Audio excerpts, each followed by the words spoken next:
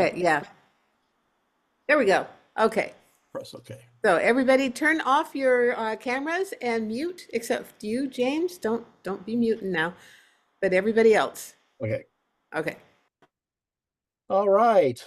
Situated around the Tigris and Euphrates rivers, ancient Mesopotamia refers to many great civilizations located here. It is an umbrella term that encompasses the Sumerians and the Babylonians and the Assyrians. This turbulent land gave rise to one of the most, I would have to say, inventive societies in human history. It was forged by a determined people who did whatever was possible they could to harness the necessary forces to survive, well, floods and droughts and famines and wars, whether natural or supernatural. The religion was definitely a dynamic one of passionate gods and goddesses, great myths like the Epic of Gilgamesh, magical rites, astrology, divination. Of course, according to Jewish belief, Mesopotamia was also the cultural context from which Abraham arose. So today we are going to travel to this ancient land, now politically the nation of Iraq, and uncover through narrative and archaeology some of the deepest, most profound mysteries concerning their religious beliefs and its origins. So to begin with, I have to say that let's go ahead and go to the first map. I just want to show you uh, what the civilization looks like. There we go. So this is the Fertile Crescent region, and you can see here by the Persian Gulf, you have the area of Sumer, and you can see there's where it is said that Abraham was from. You got Uruk. The Sumerian civilization was focused in this area. Around Babylon, you see further up the river, that is where the Babylonian civilization was focused upon. And you just keep kind of going up the river to Assur and Nineveh, and that's the Assyrians. And so, kind of like these are all in succession for one another. Apparently, their civilization, the heart of each civilization that conquers this region, seems to be going, well, upstream. So there you have it. And you can see there's a few other sites like Ebla, which is known for its great archives. But let's look at the next picture. This is kind of an important one. Yeah, this is this area today. It has changed a little bit, but not much. And what you can see about this image, it's extremely dry. It's hot. It was known in those days and today for its blinding sandstorms. However, when it rained, it rained. There was great floods and destruction. You can see here the flat alluvial plain of the area around the Tigris and Euphrates can actually suddenly become a sea following the melting of the snow on the mountains that are beyond. You can see the mountains, to the right and actually above, and the spring rains. These violent floods continued even into the 1950s when engineers devised methods for its flood control. So, because these floods are so often and usually quite violent, they were understood to be an essential aspect of the temperament of many of the gods. So, there is an equation between the environment, the natural environment, and how people perceived the gods, because the gods were connected directly with nature. Therefore, if things were not pleasant, then perhaps the gods were not pleasant as well. In fact, there was a great flood around 2800 BCE. It wiped out much of the population during this period of time. This is recorded in both Sumerian and Akkadian records. It was, of course, believed to be sent by the gods to punish the human race for various errors and so forth. But let's go to my face for a little bit here. So the Egyptians I gotta say, they are I'm sorry, the Mesopotamian civilization, they are survivors. And there's a great contrast between them and the Egyptians. So let's kind of go into this.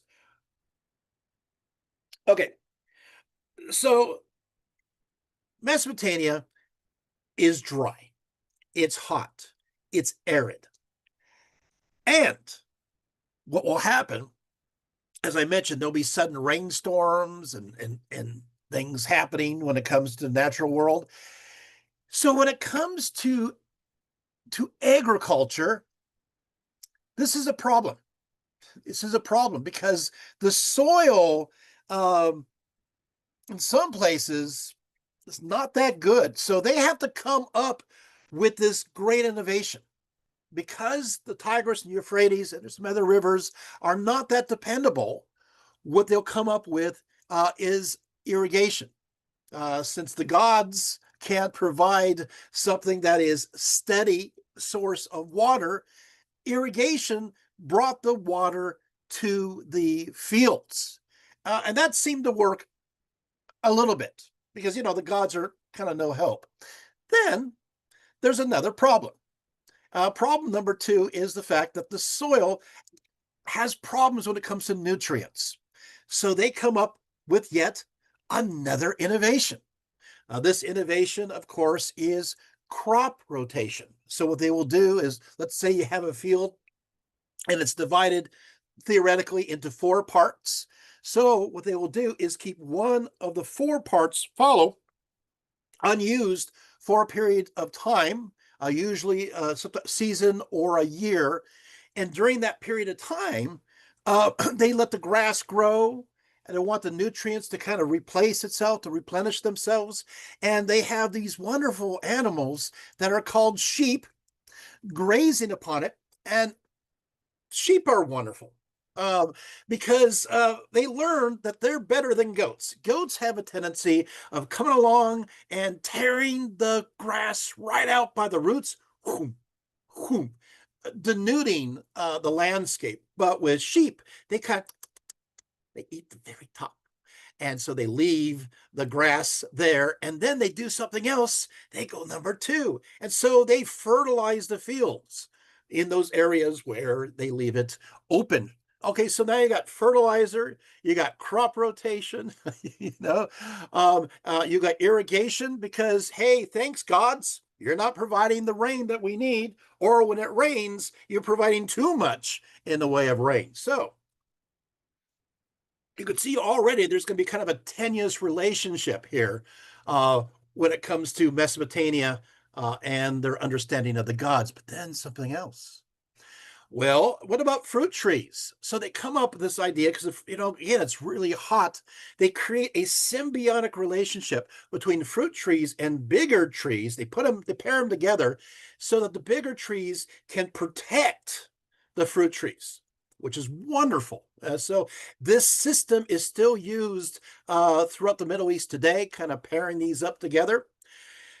Wow, look at all these inventions that they're coming up with. And are we done yet? No, because now we have another problem. The gods, they didn't give us much in the way of mineral resources. So let's take a look at the next image. I just want to show you this real quick. So we have, of course, you have these wonderful canals, irrigation canals. What you're not seeing here is that the further away from the river you go, the more mucky the water becomes. And by the time it goes way out there, you got all sorts of interesting things in the water because what happened, you got manure, you've got other kinds of deposits. People are not very, a lot of sewage because you don't have a great system of taking care of those kinds of things. And so the water gets a little putrid. Also, if you're wealthy or wealthier, you live closer to the river. And the further in you go, the less wealthy you are. And that's a problem because those who are wealthy have a lot of power, a lot of pull. And if you read the various tablets and records, you realize there's always people that are siphoning off water for irrigating their fields who are wealthy near to the river. And so it becomes like a little trickle as it goes further out.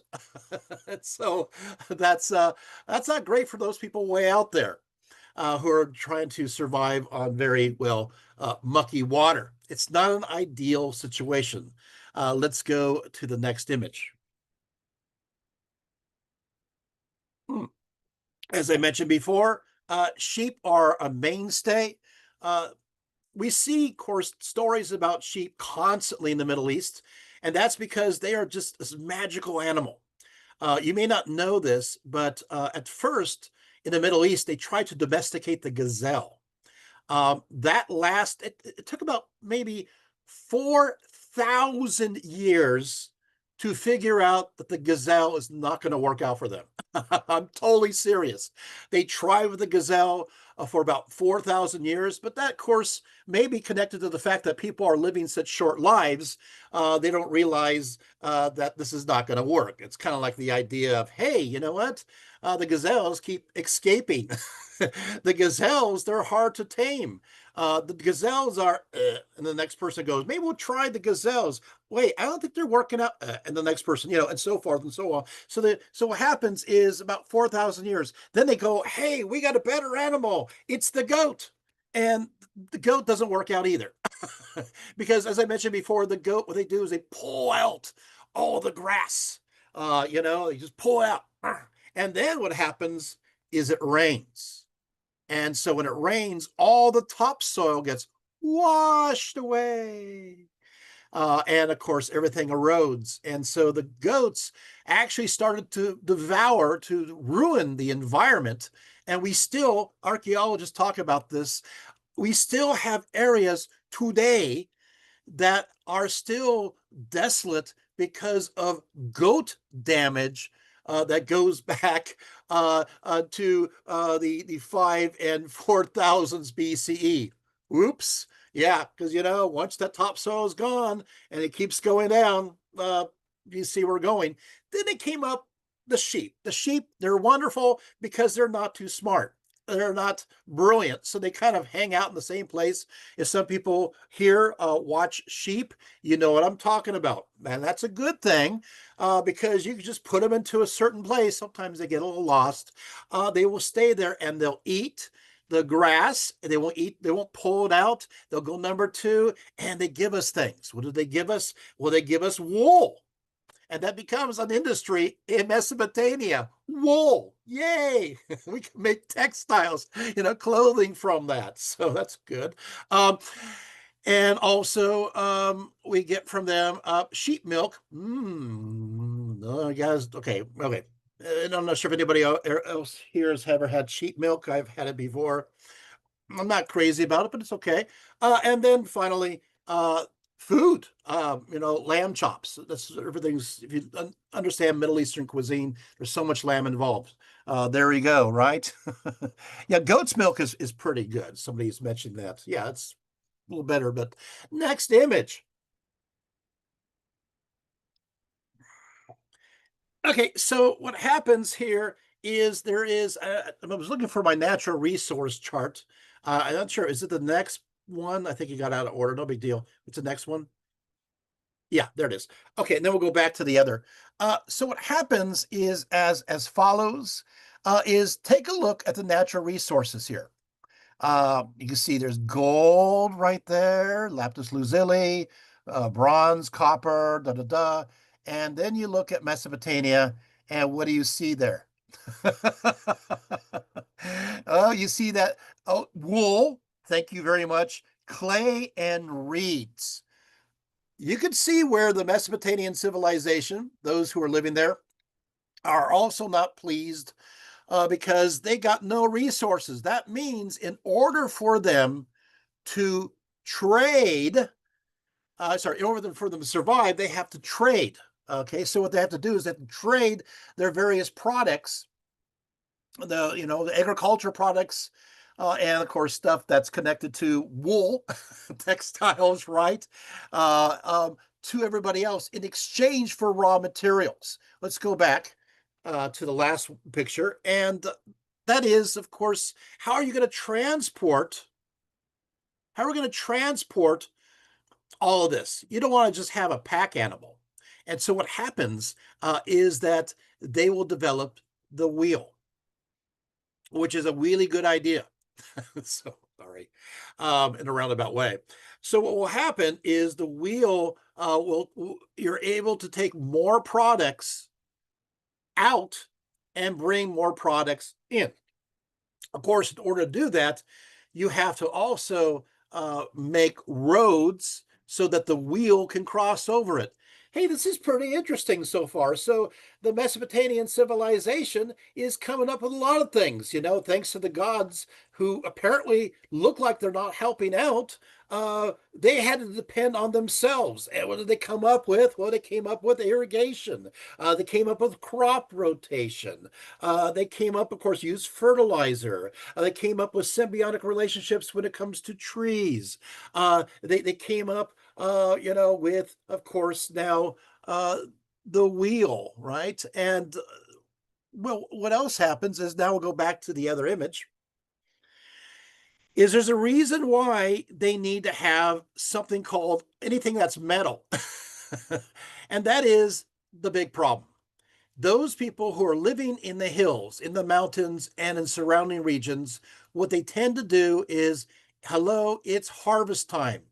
You're all ready. The crops are ready for the picking.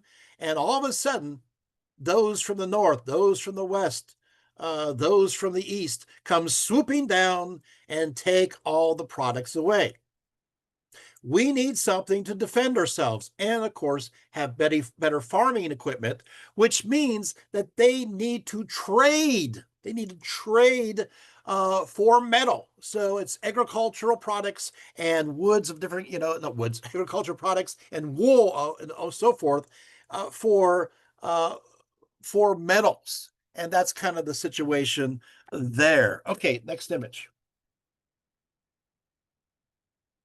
And you can see, of course, we have the growth of cities that will start to come about, right? And you see some of the big ones right here, right? Next image. All right.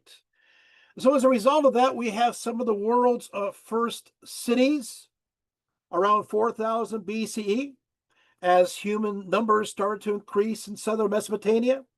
The Sumerians built the world's first cities, or I should say early on. There's other, now of course that's contested because others also will have the claim. These were the centers of political and military authority, and their jurisdiction extended to the surrounding regions. It's important for you to understand these are city-states. So these city-states were the center for marketplaces that drew buyers and sellers near and far. These cities were cultural centers where priests maintained organized religions and scribes developed the tradition of writing. For almost a millennium, from 3200 BCE to 2350 BCE, a dozen Sumerian cities dominated public affairs in Mesopotamia. Eridu, Uruk, Lagash, Nippur, Kish. These cities all experienced internal and external pressure that prompted them to establish cities, formal governmental institutions, and wielded authority throughout the territories. Let's look at me for a few seconds. So when we take a look at these cities, again, we think of cities, and but they're not really that big. In fact, sometimes they're just a few acres. The city is a concept. It doesn't fit in with the modern paradigm. Although there were certain cities that were pretty large, there's other cities that were as big as a university campus. So, but the idea is these cities will have a religious center, it will have a political center, It will have a commercial center, like a market square. It will have a place for soldiers.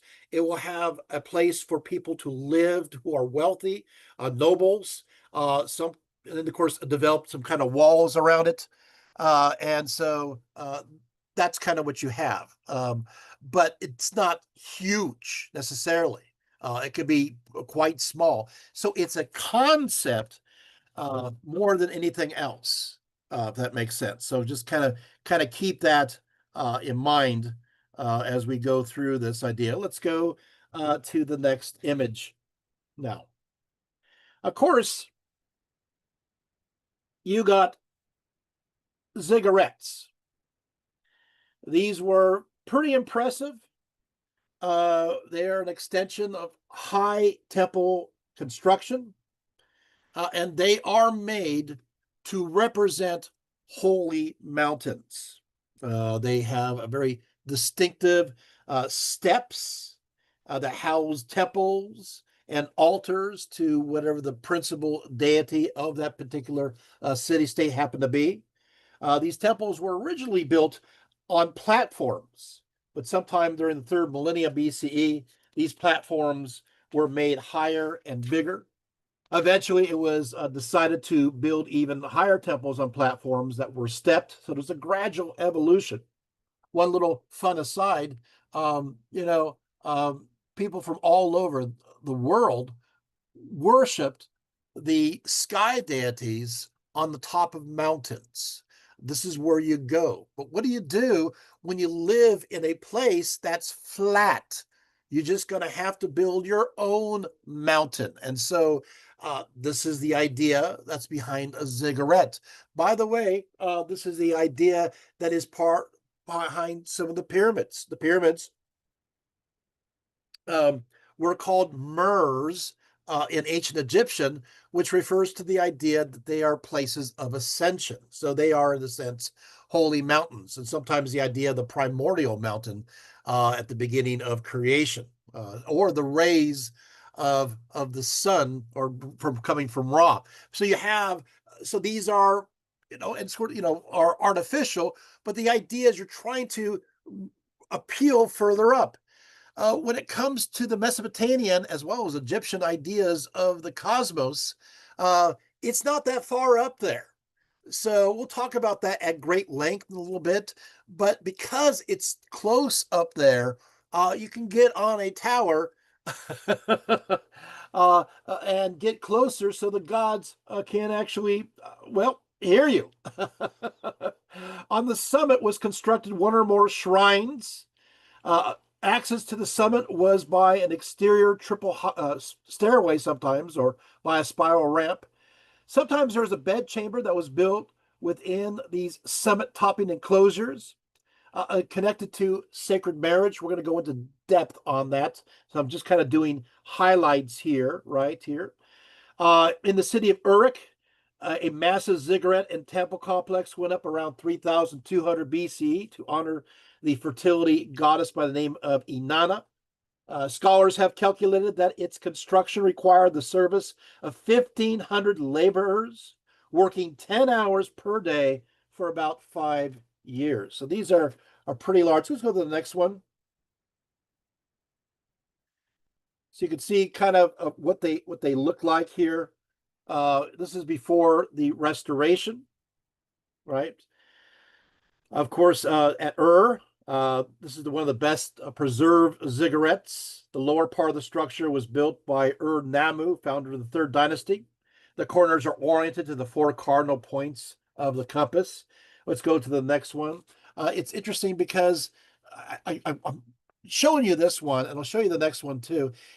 This is a remain of a hilltop uh, temple that was not destroyed. It's very rare that we get to be able to see these temples at the top of ziggurats, because most of the time they're destroyed. But this one is preserved. I'm going to have a close-up of it if you want to see it. Next image. So I think that's, I mean, for some people, it's not that exciting. But for me, I think it's pretty cool. So that's coming from my perspective there. And of course, the next image. So they're not all the same. They vary. So this is an earlier form of what a ziggurat eventually would evolve from. Next image. Now, of course, I'm thinking here. Let's see here. Okay. So that image. Okay, we'll go ahead and keep going. This is kind of this Uruk period cylinder seal showing a priest king of Uruk wearing a skirt. We'll talk about these seals in a little bit. Let's go to the next image. And of course, this is Inanna. That's also connected to the temple of Uruk and to the Inanna context. Next image. And of course, this is a reconstruction of a ziggurat. Next image. And you can see it was pretty massive, even though this is reestablished at a more modern date. They built upon the ruins. Next image. And you can see here kind of the development of the ziggurats, which I think is pretty interesting. Next image. And then you have of course, the pseudo-mythological or real, depending on your perspective, story. And you kind of understand where we're going here. There's the famous supposed Tower of Babel, which is connected to ziggurats. The idea being that such displays of power and prestige could be interpreted as hubris towards the gods, according to Genesis 11:4. And they said, "Go, let us build us a city and a tower whose top may reach unto heaven, and let us make us a name, lest we be scattered abroad upon the face of the whole earth."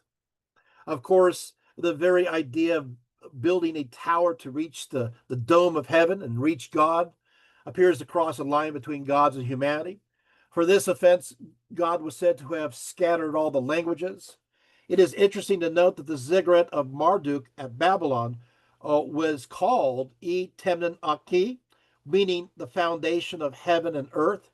And it had a base of about 100 meters square and 91 meters high. So I find that fascinating. Let's look at me for a little bit. Okay, so you're going to have these holy mountains. Holy moly.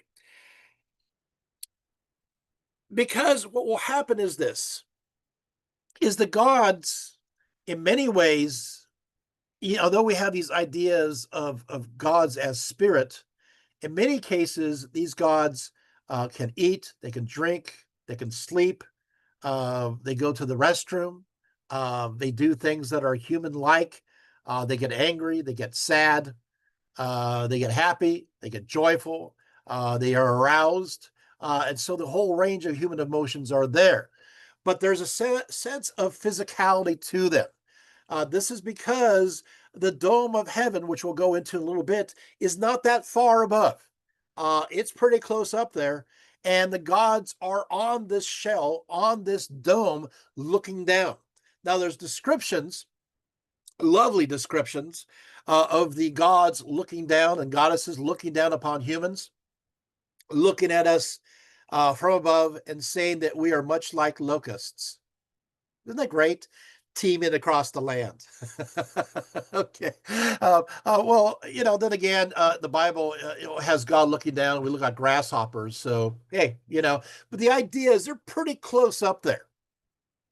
So that means a physical tower is believed to have some kind of effect of getting a little closer up there. I know it seems pretty simple, but there's a sense of reality there amongst ancient humanity that you can build a tower. You'll never be able to reach the top, but you can understand that such a myth or belief can come about.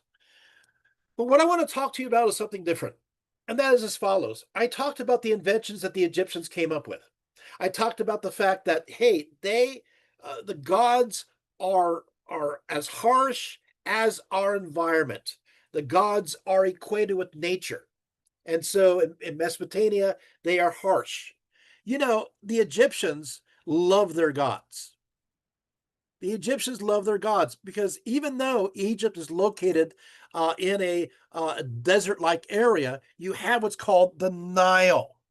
And the Nile River has a rhythmic aspect where every time we get to the end of summer, beginning of fall, something magical happens. The Nile River starts to rise up and brings the fresh black silt from further up in this, which further up means the south of Africa, and the Blue Nile and others, and it'll go down and it will cover the sides of the Nile on either side with this black, fresh silt. And so all the Egyptians have to do is do this. It's like they kind of sit around, the water's rising, bum, bum, bum, bum, bum, bum, bum, bum, and then it descends. Da, da, da, da, da, da, da. And then what they do after that, after waiting, because they're doing their work, with the soil regenerating, then what they do is they plant, and whoo, they have a bounty. And they're happy. It's like, oh, the gods really took care of us, right? Thank you so much. In Mesopotamia, you can imagine, probably pretty jealous when they have contact. It's like this: what? The gods love them, but us, we have to work, right? So we have to do irrigation. We have to do crop rotation. We have to do, I mentioned before, the symbiotic relationship. We have fertilizer. And now we're trading to get raw resources so we can defend ourselves from these people who are picking off the land, who are taking our produce. This is not fair. Things like the wheel to help us go send things out so we can bring things in. Well, guess what happens? A big problem. And that is, who owes what to whom and for how much? What? Wait, what? Well, now that we're vigorous in trade, we got to keep track of that trade. And so we have early on is the stirrings, the beginning of what will become writing. That's right. The Mesopotamian civilization then comes up with writing as the next innovation. So maybe things were tough in Mesopotamia, but they certainly came up with so much. They came up with so much. The Egyptians, life is easy for them. I like to say they came up with mummification, but other people had that before. I like to say that they came up with, domesticating the cat, but let's be honest. The cats, were they ever domesticated? Some people say, well, they did some beekeeping, but makeup, wigs, but they had makeup before, and wigs, well, they had that before too. And you kind of go through this, and there's a few things the Egyptians have, but it's not groundbreaking, literally, that the Mesopotamians had. And so there's a lesson to be learned here. And the lesson is that, hey, if you're forced to survive, you're forced, if you have to go through a trial, a difficult kind of situation, you're going to be forced to come up with new ideas, to be innovative. And that's kind of what's happening here. Okay, so we have intellectual achievements, but let's talk about the origins of writing. Let's go. Next image. So here, I love this image. Okay, so this is a clay bulla. Okay, so this is how this works. These go back to around 4000 BCE, and they are to keep track of commodities and to ensure their safe delivery. Next image. So, for example, if you are sending a shipment of bitumen or sheep or a bushel of wheat to, let's say, Uruk, the shipper makes these small clay tokens in the shape of the commodity. So they make these clay tokens, maybe totems too, right? In the shape of the commodity. And so, for example, for bitumen, it'd be like jars. For sheep, like sheep-shaped bushels of wheat, for example. Then they place these tokens in a clay ball that's not yet been fired. And then what they do is they put them in there. And so if you are, let's say, transporting, let's say, 15 bushels of wheat, you're going to put 15 of these tokens in this clay ball. Then what they will do is they will seal it and heat it in the sun. And so therefore, when it arrives, let's say in Uruk, and the person sees, hey, okay, did you send me 15 bushels of they'll see, the bushels of wheat, and they'll count the bushels of wheat, and they'll go, okay, so I got 1, 2, 3, 4, 5, 6, 7, 8, 9, 10, 11, 12, 13. And then they crack open this clay ball, and it says 15. And so this is a way of keeping track. They go, wait a second. Wait.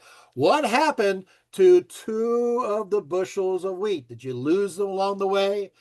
Did you get hungry? I mean, tell me what's going on. And so this is an early way of keeping track, right? To count commodities. Now, eventually, they'll develop cylinder seals and what they'll do is they'll stamp the bullae, and this account starts around 3,500 BCE, and typically they'll have a scene carved by an artisan with an intricate pattern in the reverse relief, and then they roll it on the clay. So you can tell if it has been disturbed or not. Next image. So here's an example of some more of these, which to me is absolutely fascinating, right? Next image. And then, of course, they move on. This is my hand, by the way. You can look at my lifeline there. And this is one of the tokens. So they start to go from here and develop the usage of independent tokens that you see in my hand here. Okay, so so we're going to have, this is also used for record keeping. Okay, next image. And you can see here, this is a proto-cuneiform tablet with seal impressions. And this is for the distribution of barley, right? Next image. Eventually, drawing the symbols was much easier than making the tokens, as you can imagine. And it could add pictures of other objects too. And so eventually, it will develop a highly evolved pictographs. And these pictographs will become cuneiform. By the way, of course, cuneiform, it's a Latin term meaning wedge-shaped, and it's used to describe the strokes of the stylus. So at first, if a scribe decided to indicate a star, he would just simply draw, well, a star. But this could not represent abstract ideas. Eventually, the signs combine to express meaning. So they start to simplify the system, as you can see here. Instead of drawing pictures, the scribe made conventional signs that were generally believed to represent ideas. And so these signs then become ideograms. A star, therefore, could indicate the heavens, or could mean the sky, or even God, dependent upon the context. And then eventually, they became connected to sounds. Next image. So this is an image of the seals right here. You can see there that, so you can see the reverse. This is how you seal bulle and then various documents. We'll be seeing a lot of them today. Next image. There's me a long time ago. And I actually do have actually Babylonian a Babylonian seal, and I'm rolling it in clay there. This is quite a few years back, but I think it's kind of cool. Next image. Yeah, there it is. So you can see that's the image, and I have this, but I didn't want to break it. But I'll show you the next image. This is a close-up of mine. It's pretty cool, right? So these seals will display images. Most of it connects to mythology, although you have quite a bit also connected to various kings. So next image. And of course, you have the development of various libraries, right? So now that you have writings, they start to decide, hey, let's create these centers for archives. And so scribal schools come about. Let's go to the next image. And you can see here, this is the remnant of the shelves. Next image. You can see this is the Ebla tablets. They're just kind of all thrown around. Let's look at me for a little bit. Okay, so what happens here? uh, uh, this is the funniest thing. It is for me. Um, we don't want fires in libraries that has parchment or papyrus because it burns everything. But if you are very much into studying ancient Mesopotamia, there's something I want to tell you, and you know this, and for those who don't, it's kind of a grin moment, and that is when there's a fire in an archive here, remember they're writing on clay. And so, so when there's a fire, it simply bakes it really hard. So it's like, oh, there's a fire. Guess what? We got another library that will be preserved for a very long time to come. So it's a very strange situation, but the destruction leads to the preservation in many ways of these sites, these places. So scribal schools start to pop up all over the place. And what I think is interesting, and most people don't know this, is that these scribal schools had sometimes, in some cases, up to hundreds of scribes being trained at at all times. Sometimes there's smaller towns, a little less, but in some cases you have a large amount. You mean people really do want things written down? Yeah. Give an example here. There's this king by the name of Shulgi, and he reigned from 2094 to 2047 BCE. He's one of the many kings that encouraged such schools. In fact, he says in one of his proclamations, he says, "May my hymns be in everyone's mouth. Let the songs about me not pass from memory, so that the fame of my praise shall never be forgotten. I have had them written down line by line in the house of wisdom of Nisaba, in the holy heavenly writing," he says, "as great works of scholarship.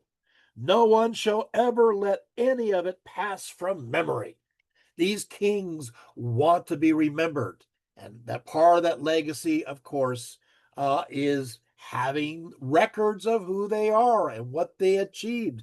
They don't want to be forgotten. They want people to remember them long after they're gone. So they'll practice various kinds of actions in their memory so they're preserved in the underworld, another story altogether.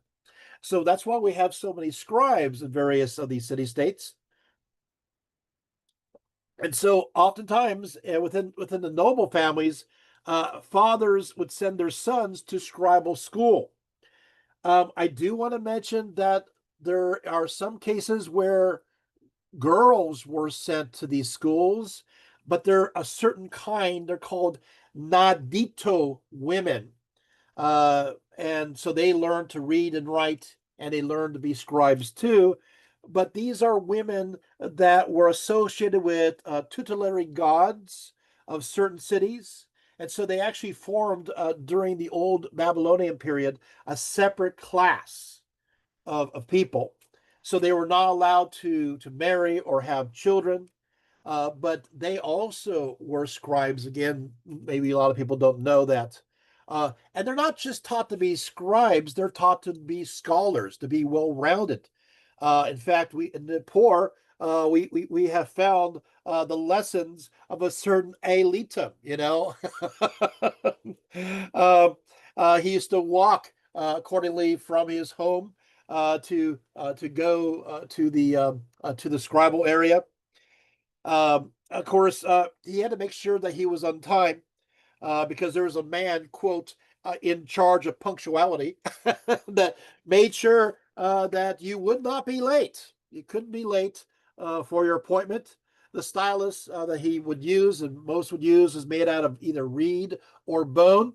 And the tablets were written on, and then what they would do is the master would walk around, he'd survey everything, and then he kind of wipe it clean.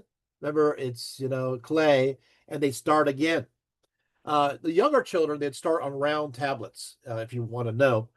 The rules were tough, however. I have a few of the rules.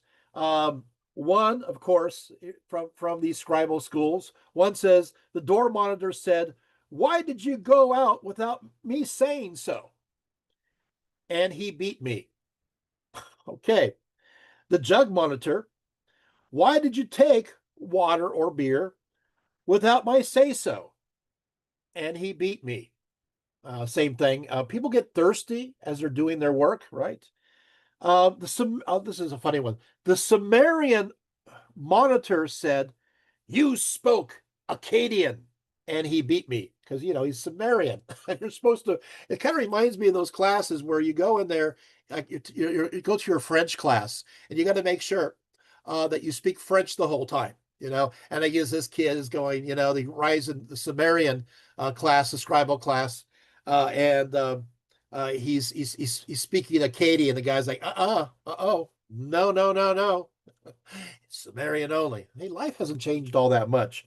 Another one goes, "My teacher said your handwriting is no good." And of course, we know what's going to happen next. Yes, yes, he beat me. There you have it. So you're going, okay, this is pretty exciting, Dr. Rietveld, right? We got the beginning of so much going on, right? You have writing.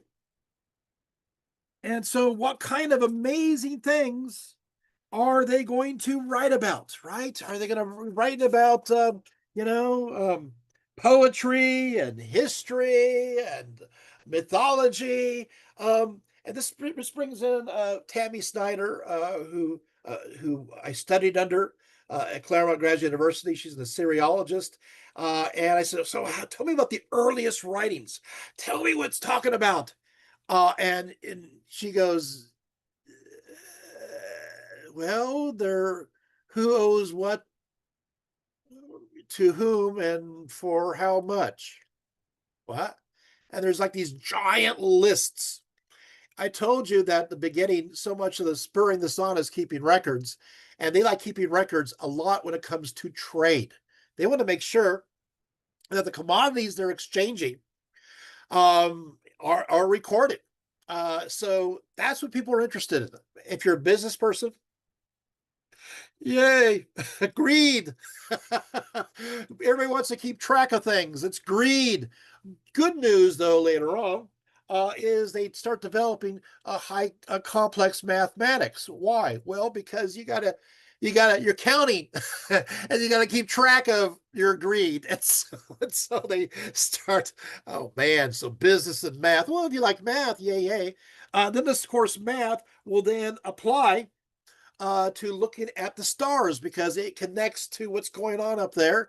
And so as a result of that, yay, will come the idea of looking at the stars calculated through math, and that is astronomy-astrology. Then they start going, hey, well, also connects to your body through the sympathetic magic. And so you have these notions there. And so this goes into magic. This goes into medicine, which are flip sides of basically the same kind of thing. And then, of course, eventually we'll gradually evolve to the idea of, well, let's keep king lists, make the king happy so he's remembered because he doesn't want to be forgotten, like our friend that we just talked about earlier. And they start to go, well, let's also keep track of what we have in our households and all the stuff that we have and stuff other people have, because people like recording their stuff. And then they start going, hey, maybe we should start talking to our mythology and history, and goes from there. But it's a gradual evolution. But the first part is a lot of business transactions. And you can see where that evolved earlier through the bulle, right? Medicine, though, yeah. One thing about the medicine treatises, they're interesting. It's really a combination of magic, prescriptions, and surgery. They believe that demons and the evil spirits cause sicknesses, and that magic could well bring them out. So medicine and exorcism were merged, with the physician needing to perform exorcisms to force out the demons. You see, you are sick because the gods were punishing you. So the exorcists, those are known as Ashapu, were the ones that are also the physicians. They kind of did the same kind of thing. Often, the patient, or if the patient was too ill to move, the patient's bed was surrounded by a line of flour for what they believe was the creation of kind of a magic circle. Next, magical figurines were set around the circle, around the flower. Then, following that, it was said that the power of the circle was such that certain demons could not enter it. We're going to go into more detail a little bit later. In other rituals, a magic circle might be painted in whitewash or dark wash to the left or the right of a doorway for apotropaic purposes. They believe the physician could force the demon out by giving the patient sometimes a very foul tasting prescription. If it tasted really bad, castor oil, right? Tasted really bad, you say goodbye to the demon. So it's like, oh, I hate it. Oh, this is awful. Well, that's good, because the demon's now leaving, because apparently they don't like things that taste bad either. Although as medical knowledge starts to grow, some prescriptions were actually found to work. It's kind of like this medicine by trial and error. It's like you use something and the guy dies, and it goes, well, we're not going to use that again. They try something else and the guy lives and he seems to get improved. Guess we'll do that again. So there you have it. It's kind of interesting way that of the formation of these ideas. Okay, so next image. Next image of our stratification of society. Oh, I like this though. Here's actually, there's a translation here from one of these. It says, if the seller has passed on, the buyer will receive up to 5 times the fine for that judgment from the seller's estate. Oh, okay. All right. Nice and strict there. Next image. These are just loving people. All right. Sumerian social structure. Um, so you have, of course, you have the nobles, and you have, there's actually a group in between the commoners and the nobles. But they're kind of nobles, and those are called the clients.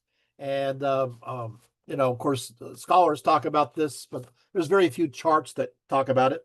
So basically, the social structure of the nobles is king and the family are generally rose to power. The king as a war leader, often elected by the citizens. He established a regular army, trained it, led it into battle. The might of the king and the frequency of warfare quickly made him a supreme figure in the city. Eventually, the role became moved through inheritance, hereditary. Around 2350 BC, kings are beginning to cast off their priestly functions. And so there's a split with the king in one place, the high priest in the other. But for a while there, the king was also the high priest. You have the nobles, you have the chief priests, you have the high palace officials. Then you have the clients, which are part of the nobles. These are really free men and women that depend upon the nobility. In return for labor, the clients received small plots of land to work for themselves. The land they worked remained in the possession of the nobility, and only the nobility controlled the best land. So what will happen is if you're a client, you're going to work for the nobles, but you're also going to have your own land. Yay, right? And it's the best land. It's the one nearest to the river. It's really fertile, full of nutrients, and things grow. It's almost like, as opposed to Mesopotamia, almost like an Egyptian dream. This is great. You're a client, but you're completely dependent upon the nobility, whether they like you or not. They may not like you. And so what happens is that when that noble dies, you're not guaranteed as a client to follow him. Or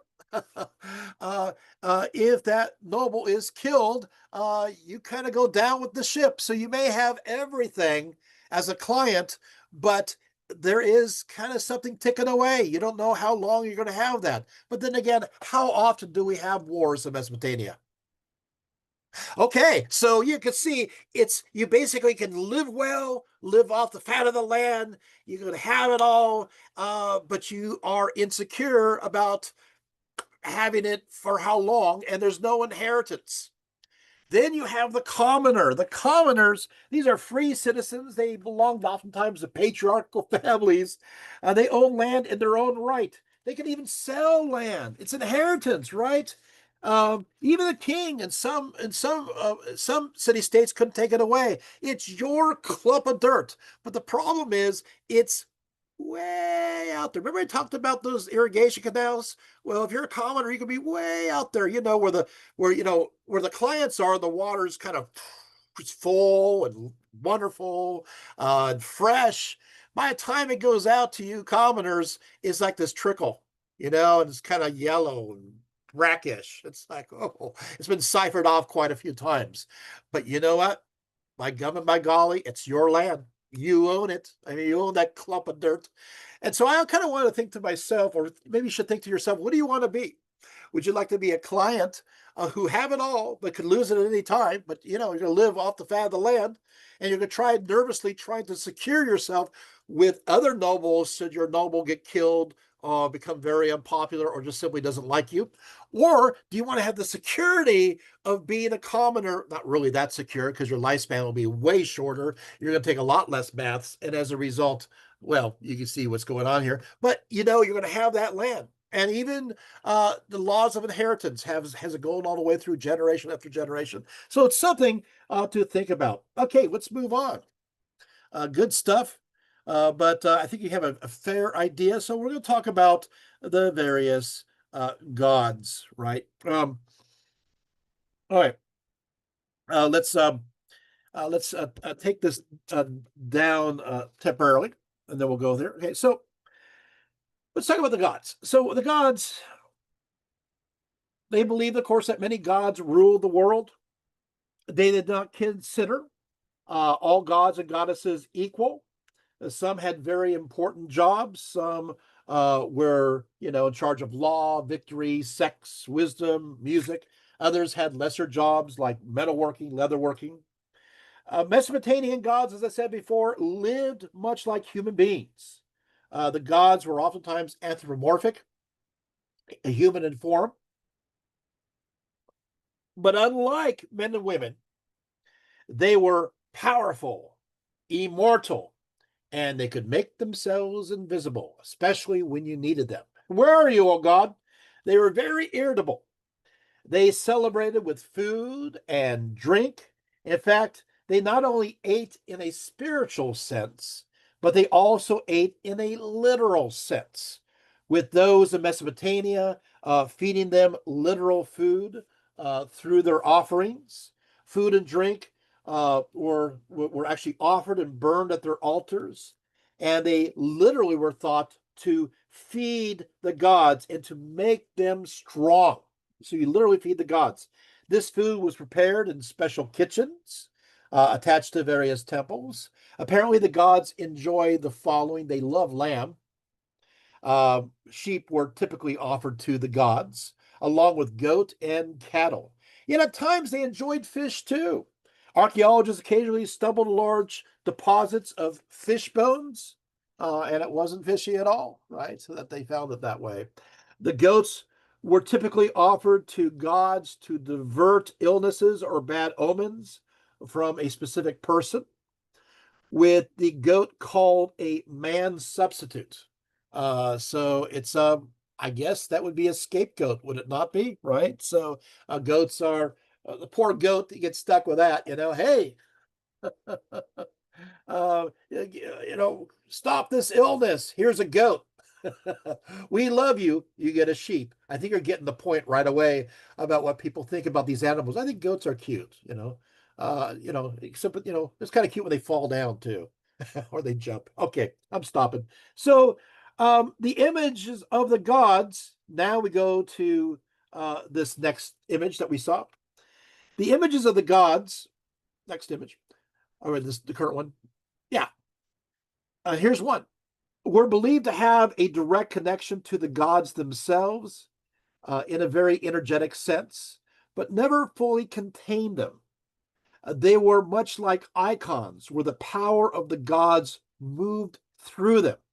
These images were fed, dressed in different outfits from day to day, depending upon, of course, the kind of day. For example, if festivities were going on that required certain outfits, they were bathed, and yes, they were even put to bed in a special bedchamber reserved for the image. Music was often played besides the images to please the deity, along with some other entertainments. Let's go to the next image. So these images, here's another actual image from that time. And so they were believed to have a connection directly with the gods. And of course, I find that very interesting, right? But let's look at me for a second here. But while gods were immortal, if unobstructed, they could potentially be killed. But with this said, they could only be killed by another god in battle and never by a human or through disease. The death of Tiamat, for example, helps create the universe, for example. Still, long dead gods still received offerings. They're believed to still have latent powers, even though they were dead. These gods then went to the underworld where everybody else went. The power of the dead gods often was used in magic, especially against evil, with an image made of this god, followed by reciting words that will bring part of the spirit of the dead god into the amulet.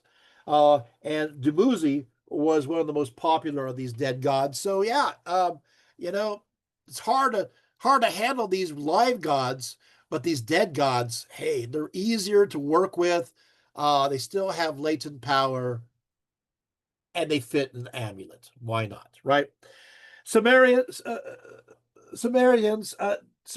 did not worship their deities because they were benevolent. Humans were too insignificant to pass judgment on the conduct of the gods. No, gods were too superior to honor human morals. They transcended human morals, human ethics. Gods were worshipped because they were mighty. There is no place for humans to truly understand the gods. Let's go to the next image. The earliest known gods of Mesopotamia were called the Nuna or the Anunnaku. The name meaning the princely offerings. The term is used collectively of the gods without specific designation at first. They actually early on they're used to this name was used to refer to the gods of heaven. Anu, the sky god, was understood as their king. But by the time of the Babylonians, the Anunnaki became used more and more in reference to the gods of the earth. The earth is known as Ki, and the underworld. One text states that there are 300 Anunnaku or Naki of the heavens, while there are as many as 600 of the underworld. So there are a multiplicity of these early gods that seem to reflect ancient animistic ideas. You can see the plurality here, 600, 300. They were also connected with these early Lama deities known as the Lamusu. These are beneficent female deities. Often they're shown as introducing worshippers to more important deities, wearing a long skirt with both hands raised in supplication to a greater god. Let's go to the next image. And so you have, of course, an image of On here. Next image, next one. And then you have these. We found these eye image amulets. Eyes for the ancient Mesopotamians were reservoirs of sacred power. Energies were potent for both gods and mortals alike, and this power resided in the eyes. This is an example of some of these eye images from Tel Brak and what's called the Eye Temple. It dates from the late Uruk period. There's literally thousands of these eye images.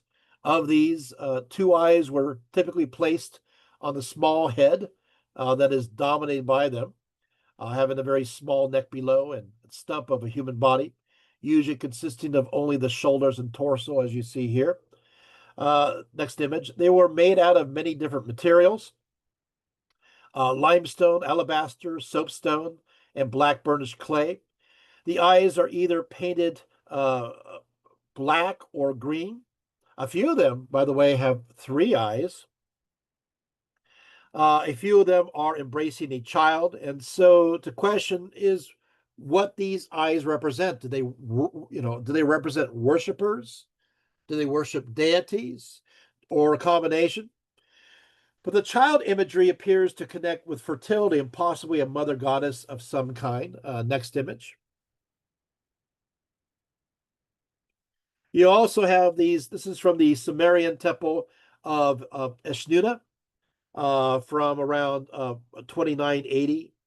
And these eye images do represent worshipers.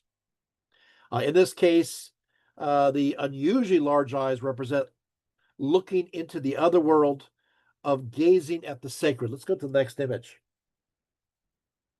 So here, woohoo, the eyes are literally windows of the soul. And to go a little bit further into this, I will say that the eyes are the soul. This is a great representation of it. It's the spirit. And so there happens to be references from literature at that time of those who sit and they gaze upon the deities. And by looking at the deities with their eyes, the deities, in a sense, intercourses, has a conversation, moves through them. And for that time, through that watch, there's a sense of sacredness, as well as, of course, a prayer. Next image. Then you have the evil eye. Of course, the power of the eye could be used for evil as well as for good. We saw the devotional eye here. In Babylonian and Assyrian beliefs, there is the practice of giving the evil eye. It appears to be used by both those who are evil as well, or perceived as, I should say, as evil, as well as those who are good, right? So it goes both ways. There's a few incantations I have here against doing evil magic from an Akkadian text, and it states, "Evil storm, evil eye destroying the child." Another spell declares, "Evil man, evil eye, evil mouth, evil tongue, evil spell, evil magic, spittle, get out of the house." So this is a declaration, using the evil eye to declare somebody to get out. Another one says, "The one who has seized a man's feature, evil face, evil eye, evil mouth, evil tongue, evil lips, evil spittle." And so you have this proclamation. Finally, "May the evil eye, the evil mouth, the evil tongue, the evil lips stand aside." So there's actually quite a few of these, right? Um, Sometimes the evil eye can result in even little irritants. So your clothes will rip, or it rains too little, or a tool breaks, or your cow dies, or your cheese making goes wrong. It must be the evil eye. Let's look at me for a little bit. Of course, an image of this here. Okay, so when we go with this, okay, so here's from one text I think is interesting. The evil eye approached heaven, and it did not rain. It approached earth, herbs did not grow. It approached the ox, its yoke opened. It approached the cattle pen, its cheese was destroyed. It approached the sheepfold, its rams were taken away. It approached the young man, his belt was torn and his strength was bound. It approached the young woman, she dropped her garment. It approached the nurse with the child, her hold became loose, but her arms were torn apart.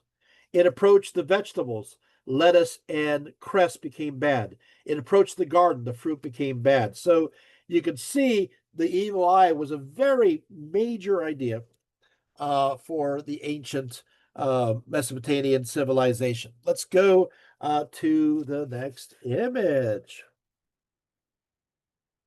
So the top god was Anu. He was the god of the sky. He was the father of gods. His name, Anu, uh, simply means heaven or sky. He's the prime mover of creation and the source for all legitimate power. His wife is the earth goddess Uras. In other legends, of course, his wife is Ki, which means the earth. So it's like heaven and the earth. Anu occupies the topmost of heaven. In fact, the way of Anu is the vertical band of the eastern horizon. You see, what will happen is they divide, there's three gods that divide up the sky, and it was divided into three zones. Those nearest to the pole, the god Enlil received. Those nearest the equator, the god Enki received. But the area in between, this is the realm of Anu. And so the way of Anu is this middle sky. He's not represented that much in art. We'll look at another image here. Although his horn cap is his representation, he does take on passive aspects. Next image. Well, often assumed, oh, by the way, oftentimes he's shown not an anthropomorphic form, he's shown as simply a shape. And you're taking a look at all these shapes here. One of these shapes happens to be represent Anu, and I'll tell you where it is. You go to the middle register and you go to the far right, and that's a representation of Anu, which of course you will see will also resemble his altar. Will often assumed to be the first or the primordial god with a obscure past. Via examining various incantations, we have actually discovered earlier deities. And so the earliest stratum is occupied by Duri and Dari and arrives from the Akkadian. It simply means forever and ever, and this they happen to be a force of creation. So next image.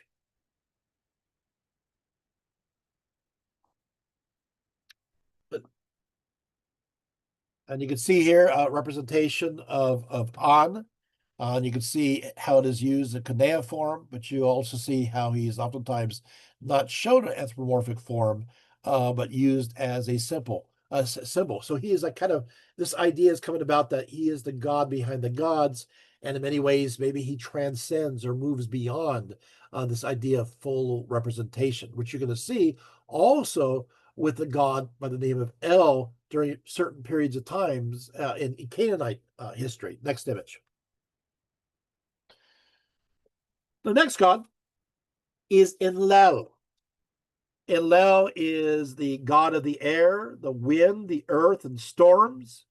He makes everything possible. In fact, he creates the order of things, often called the Great Mountain. Enlil was initially the most powerful god in Mesopotamian religion. In fact, to look upon him was impossible. Even the gods, when they would see Enlil, would look away, right? So he was believed to be supremely good uh, and intolerant of evil, right? Um, Enlil uh, made the world habitable for humans by separating On, which of course is heaven, from Ki, which is the earth, right? Next image. So civilization could not exist without him. So without his key role. The word En means Lord. As for Lil, this translates as wind or storm, but in a curious manner that is derived back to the earliest animistic practices. Enlil was not simply the cause of the wind or storms, he was a direct manifestation of it. So you could feel Enlil. You could feel his power in the wind. It was him, which is very interesting. Nippur was the center of his worship at the Ikur temple. Ikur meaning mountain house. Enlil personally founded this temple. It was connected to the mooring rope that held the heaven and earth together. So it's believed that there's this mooring rope, this rope that holds together the sky to the earth. By the way, this idea is very popular, not only in Mesopotamia, but we see this idea even within religions of sub-Saharan Africa. You even have this with the Maasai, talking about this cord that holds the earth and the sky together for a period of time. Of course, you're going to see this also with the bridge of heaven in Shintoism and Japanese beliefs. There is this cord, this place that holds the earth and the heavens. I just think it's pretty interesting. One Sumerian hymn proclaimed that Enlil, who sits broadly on the white days, on the lofty days, who perfects the decrees of power, lordship, and princedom, the earth gods bow down in fear before him. The heavenly gods humble themselves before him. So he's kind of a big deal. The next god come across here is Enki. We'll be coming across him quite a bit in the future, but we'll just take a look. There he is. He is the god of wisdom and knowledge and water and fertility and virility and art. Enki is known as Ea for the Babylonians. He is the god of trickery and cunning, deity of rain. He's also the god of magic, the incantations. Like Enki's quite active. He's represented as a seated god with a long beard and wearing a cap with many horns and a pleated rope. Streams of water flow from his arms to the ground, sometimes with little fishies swimming along with the flow. Let's go to the next image. And there we go, right? And Ki, as I said, means Lord of what? Well, Enki, En means Lord. Ki could mean, some people say, well, obviously, Ki is the earth, so it means Lord of the earth. But Ki can also mean King, which means the Lord of benevolence, the Lord that gives. So there's a few interpretations of this word. Next image. And then we have Inanna, known as Ishtar, as you see here. As early as the ancient Sumerians in the 4th millennium BCE, Inanna was revered. She was often called the Lord of Heaven and was connected to sex and nature. As I said before, she was known as Ishtar to the Semites. This goddess of love was also known as the goddess of war, power, she derived from her seduction of the god Enki when he was drunk at a banquet that he gave in her honor. This warlike characteristic was acquired around 2390 BCE when Semitic influence began to dominate Mesopotamia. Because of this, Inanna is a warlike goddess that is fond of battle and has a violent lust for power. She stands beside her favorite kings as they fight. In old Babylonian literature, she is presented as also the moon lioness. It must be remembered that while she was known as the goddess of love and sex, that she was not a goddess of marriage. Her overseeing sex is in the act of itself. It's the act itself, in not in the moralistic union of male and female. It is the act of sex. Next image. She is also the goddess of prostitution. Sumerian and Akkadian love songs evoke Inanna as the power behind love, specifically physical love, for all its potency. In Akkadian, this sexual potency is called kuzubu or kuzbu and can be best described as meaning allure. While she entices her lovers to embrace, to have sex, she does not encourage them to marry or to form any kind of commitment. Next image. With that said, Inanna is still related to the sacred marriage ceremony. This celebration, which brings the local king of Mesopotamia in a ritual marriage with the priestess of Inanna, which represented the marriage between the goddess and the bull Dumuzu. While sex may have been evolved, it really was not a marriage in any kind of traditional sense, but was intended to cement the relationship through this ritual action between the king and the goddess, and so giving him legitimacy, the legitimacy to rule with the benefits of ensuring that the soil would be fertile. So it connects to fertility magic.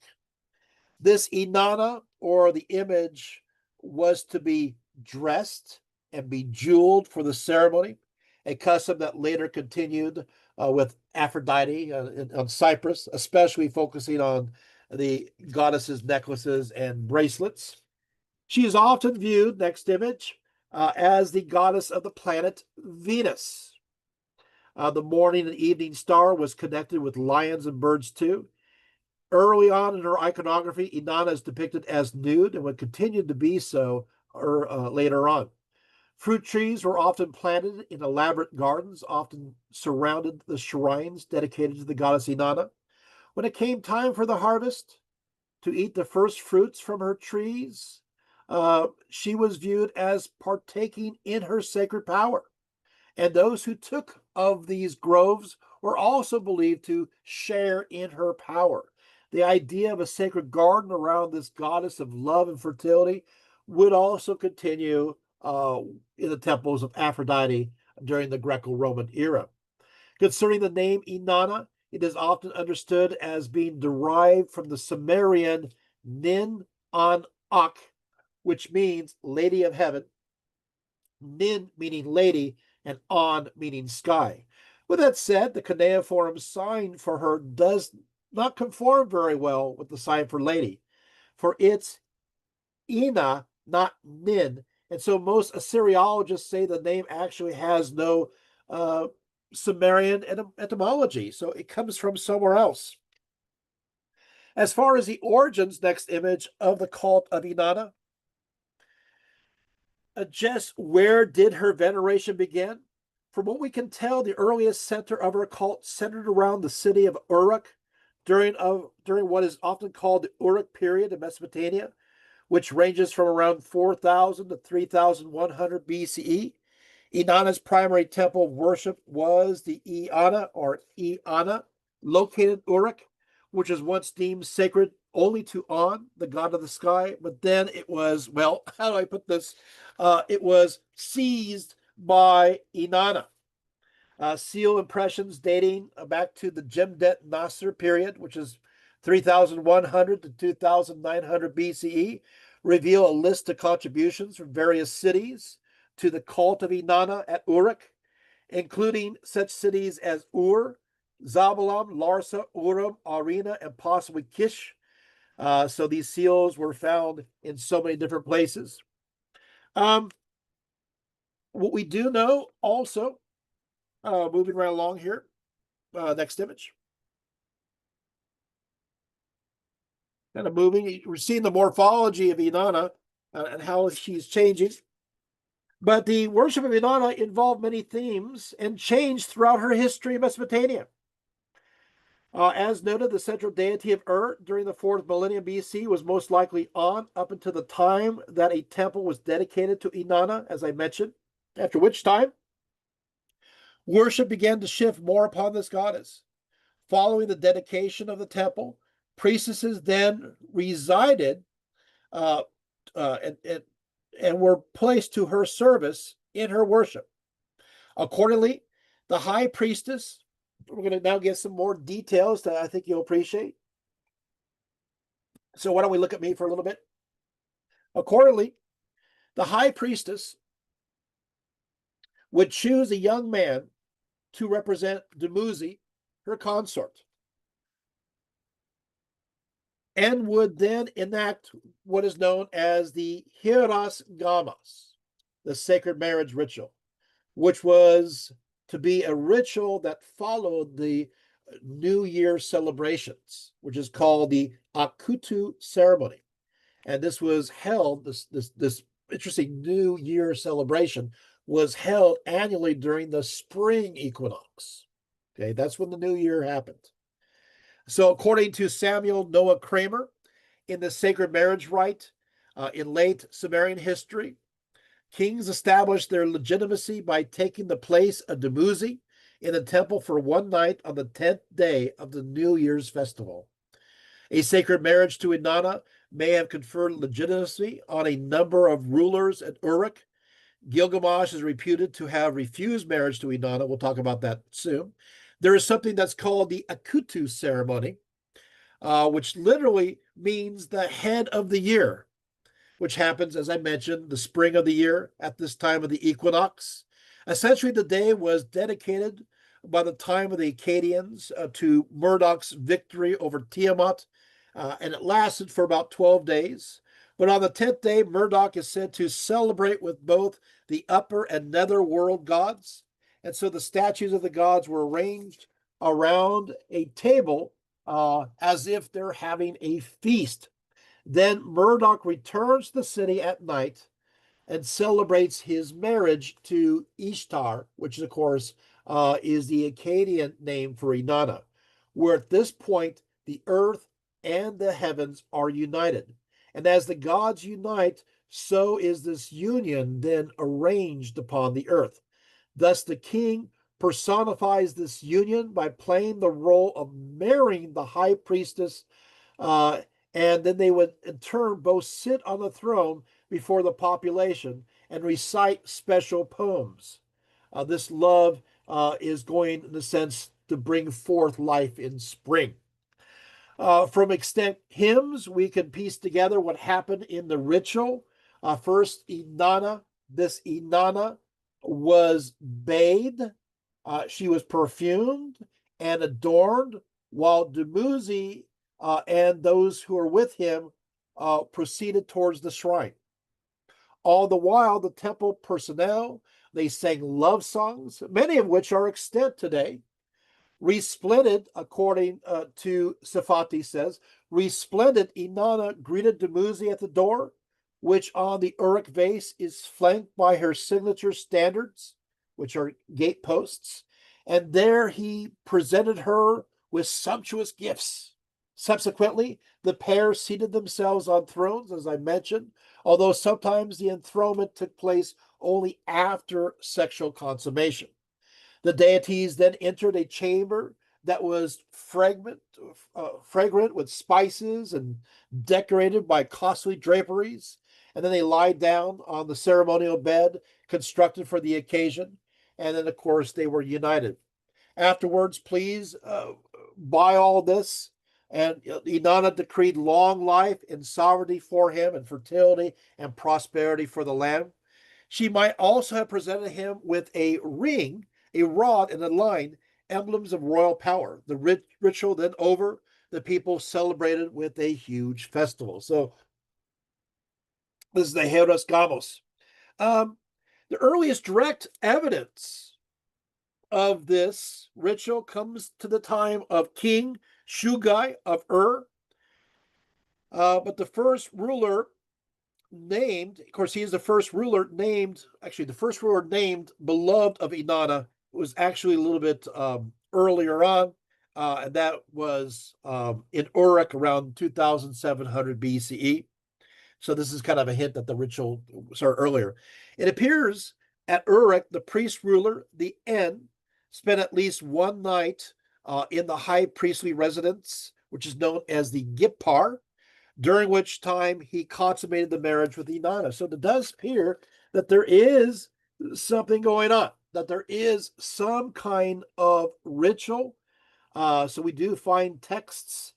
There also is a text that refers to the female participant only as Inanna, which is a possible indication that Inanna had incarnated herself in a priestess. The likeliest candidate would, of course, be the priestess known as the Nin Dingir, which is Sumerian for the land deity or the lady who is a goddess. Okay, so we do have elaborate rituals. I thought you may find that interesting, just kind of diving into it. Now, you also had other festivals to Inanna. One other day is called the Festival of the Evening Inanna, which required different items for sacrifice, including domesticated animals and tools. The hymn dedicated to Inanna on this occasion went as follows. I have the hymn here, why not? At the end of the day, the radiant star, the great light that fills the sky, the lady of the evening appears in the heavens. The people in all the lands lift up their eyes to her. Look, notice the eyes. Once again, the importance of vision. And I talked about this earlier. The men purify themselves, the women purify themselves. That purification sure could be water, but most likely scholars will say purification is through the gaze. The gaze, as you saw, those big giant eyes in the earlier image. Excuse me, got a bubble. The idea is that purification is moving through them through their loving gaze, right? So the men purify themselves, the women purify themselves after the course they look upon her. The ox in his yoke lows to her, the sheep stirs up the dust in their fold. All the living creatures of the steppe, the four-footed creatures of the high steppe, the lush gardens and orchards, the green reeds and streets, the fist of the deep and the birds of the heavens. My lady makes them all hurry to their sleeping places. The living creatures and the numerous people of Sumer kneel before her. Those chosen by the old women prepare great platters of food and drink for her. You can kind of imagine that, right? The lady refreshes herself in the land. There is great joy in Sumer. The young man makes love to his beloved. My lady looks in sweet wonder from heaven. The people of Sumer pray before the holy Inanna. Inanna, the lady of the evening, is radiant. I sing your praises, holy Inanna. The lady of the evening is radiant on the horizon. Wow, what very interesting, right? Of course, Inanna was also worshipped as the lady of the morning as well, right? With a hymn dedicated to her going as follows. So there is another hymn. It's a shorter one, but I can't resist, right? It says, honor, counselor, ornament of heaven, joy of on. When sweet sleep has ended in the bedchamber, you appear like bright daylight. When all the lands and the people of Sumer assemble, those sleeping on the roofs and those sleeping by the walls, when they sing your praises, bring their concerns to you, you study their words. You render cruel judgment against the evildoer. You destroy the wicked. You look with kindly eyes on the straightforward. Once again, the eyes, right? You give that one your blessing. My lady is sweet wonder from heaven. The people of Sumer parade before the lady Inanna. Inanna, the lady of the morning, is radiant. I sing your praises, holy Inanna. The lady of the morning is radiant on the horizon. So quite beautiful kind of praise. So you can see that at least in Sumer, when it comes to Inanna, they seem to like her, right? You can see that. It's a little bit obvious, but she has a very interesting role. Just depends on who you ask, right? Early on, Inanna was associated with the planet Venus. She is, in fact, referred to in connection in Inanna's descent to the underworld and connected to the morning star. Of course, one of the most popular stories is according to the work known as the Sumerian, Gilgamesh, and the Netherworld. Inanna planted a willow tree in her garden in Uruk. It was called the Hulupu tree. And she intended to use this to make her new throne. So she's going to use the wood for her new throne when the time was right. But the story, of course, is Gilgamesh is just another name for Gilgamesh. And this Sumerian material dates from around 2100 BCE from the third dynasty of Ur. The story goes that when the separation of sky and earth occurred, a violent south wind from a storm uprooted this tree, and Inanna rescued it and planted it in her sacred garden at Uruk. Perhaps many have seen this, that perhaps this Hulupu tree was a representation of the world tree, which connects heaven, earth, and the underworld. Inanna declares, I brought it to my holy garden. I tended the tree, waiting for my shining throne and bed. I need some water. 10 years later, when Inanna was ready to cut the tree down, she discovers 3 creatures had settled in the tree. It says, then a serpent who could not be charmed made its nest in the roots of the tree. The Anzu bird set his young in the branches of the tree, and the dark maid Lilitu built her home in the trunk. I wept. How I wept! Yet they would not leave my tree. Since a snake which fears no spell, Inanna asks her brother Utu, the sun god, can you help me? But he refuses. So she calls upon Gilgamesh, who, of course, is another form of Gilgamesh, to slay this serpent who is here at her Hulupu tree. And he does so. Gilgamesh fastens his armor of 50 minas around his chest. The 50 minas weighed a little to him as 50 feathers, so it's pretty light. He lifted his bronze axe, the axe of the road, weighing 7 talents and 7 minas, to his shoulder. He entered Inanna's holy garden. Gilgamesh struck the serpent, who could not be charmed. There's no magic that worked against this serpent guarding the tree. Curiously, the earliest reference to a demon or a spirit similar to Lilith and a companion of Lilith is in the Sumerian king list, where Gilgamesh's father is named Lilu. Just throwing that one in for fun. In reaction to this kind of what happens here, the Anzu bird, living at the top of the tree, gathers her young and flies off to the mountains. If this was indeed the world tree, they often had a serpent at its roots and a bird at its branches. So this is kind of interesting. The Anzu bird was a servant of the chief sky god Enlil, from whom Anzu stole the tablets of destiny, hoping to determine the fate of all things. In one version of the legend, the god sent Lugalbandi to retrieve the tablets, who in turn killed Anzu. The Anzu is often identified as an owl, but sometimes identified as an eagle, a vulture, or some other bird of prey. The malevolent Anzu bird is also called the lion-headed and pictured as an eagle monster. Well, this leaves, of course, the one that's in the trunk. We find it sometimes called a Kisikolilaleki, who had made a home within the trunk of the tree in response to the impending threat. This Lilith destroys its own home and then sets off into the forest. Well, many translate the word Lilalaki as owl because of its placement within the trunk of the tree, where owls habitually dwell.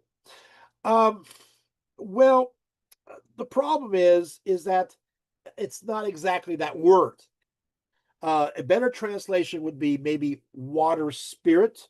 In this sense, Lilith appears to originally be a nature spirit associated with the element of water. However, now in Sumerian, the word Lil means air. And so Enlil, for instance, was a Sumerian lord in of air, Lil. The oldest known term, which we might suggest that relates to Lilith, would be the plural of Lili or Lilitu, which is simply the same in Sumerian as our modern word spirits. So, in fact, it was quite common in ancient languages for the same word for air or breath to be used for spirit. There is evidence also that she was also called Ninlel, which brings in a whole nother idea. And Ninlel means Lady Air, who was the goddess of the south wind, as well as the wife of Enlil, and who was also known as connected with the moon. With this said, in the context of Bill Games in the Netherworld, the placement of Lil-Laki or Lilith in the tree, a tree or water spirit appears likely. Still, it must be recollected that this tree was initially blown over by, guess what? The south wind. And so, how to be replanted in this garden by Inanna. Later on, when the Akkadians arrive in Mesopotamia, specifically under Sargon the Great, the word Lilaki, standing for Lilith in reference to spirit or demon, conflate or is altered to coincide with the Proto-Semitic word Lil, meaning night, which of course literally translated to a nocturnal female night spirit or demon. So right here at the first reference to Lilith around 2000 BCE, many aspects or themes that would later be associated with her are already inferred. And so I do find this interesting. Lilitu's association with Inanna is found in many other Sumerian and Babylonian accounts, often called the handmaidens of Inanna or hand of Inanna. Other epithet for Lilith was the beautiful maiden. Yet Lilith was also the perpetual maiden, for her breasts were always barren of milk, as was her womb, eternally barren for any child. Like Inanna, Lilith was connected to ritual prostitution, intended to inspire sexual activity with men, so that the resulting union would bring about fertility magic through directing this energy towards both the fields and the animals. One Sumerian text states, Inanna has sent the beautiful, unmarried, and seductive prostitute Lilitu out into the fields and streets in order to lead many men astray. Lilith only inspired sexual activity amongst the unmarried, those who are often strangers to one another and never married couples. She was not about human reproduction, either as a result of these unions, but about the energy. She was all about the energy that was able to be manifested through this activity into the natural realm. Lilith is often described as being a Sumerian succubus. We see this at times in certain literature too, but she's also sometimes called the daughter of heaven. This made her unique. for she did good or harm out of her own free will and not by a preordained designation, as in the case of the demons known as the Lamashtu. Lilitu's association with the Nana is found in many other Sumerian and Babylonian accounts. So this is quite frequent. And I find this very interesting. Okay. Okay, so let's go back here a little ways here.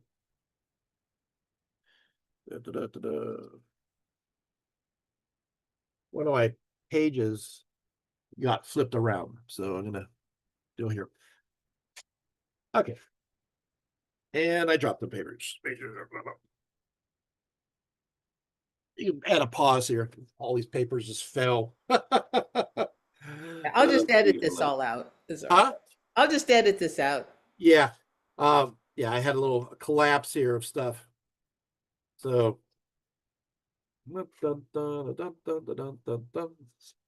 okay. Give me a few seconds here. They all came tumbling down. Yeah, give me a few seconds here. Go here. And I'll put it all together here. Okay. And I'll just leave these all, throw them over here. Hopefully I got them there. Okay, that was fun. I'll take another drink of water and we'll keep going. Okay, next, we got Namu. So after Inanna, Namu, mother goddess who gave birth to On, heaven, and Ki, the earth. She may have once been a representation of the subterranean realm. And so she's oftentimes appealed in magic, and she's considered the great creatrix. Sometimes they call her the lady who is great and high in the sea, or mother who gave birth to both heaven and earth, or first mother who gave birth to the senior gods. So there you have it. And then we got Pazuzu. Let's just go to an image here of Pazuzu. I think Pazuzu's next. Oh, that's Namu. Okay, so this is Namu, who I just talked about. That's a great image. Next image. There's another good image of Namu, who is the great mother goddess. Next image. And that's, wow, that's her wearing a wraparound outfit there. Next image. All right, Pazuzu. Many people have seen The Exorcist. Pazuzu is there at the introduction to the movie. Pazuzu is also known as Zu.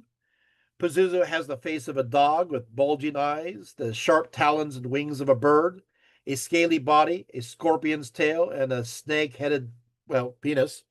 Pazuzu was believed to be the demon of the southwest wind. Sometimes he is understood as an evil god, the one who took the tablets of Enlil's destiny and is killed because of this. In this context, he brought diseases that had no cure.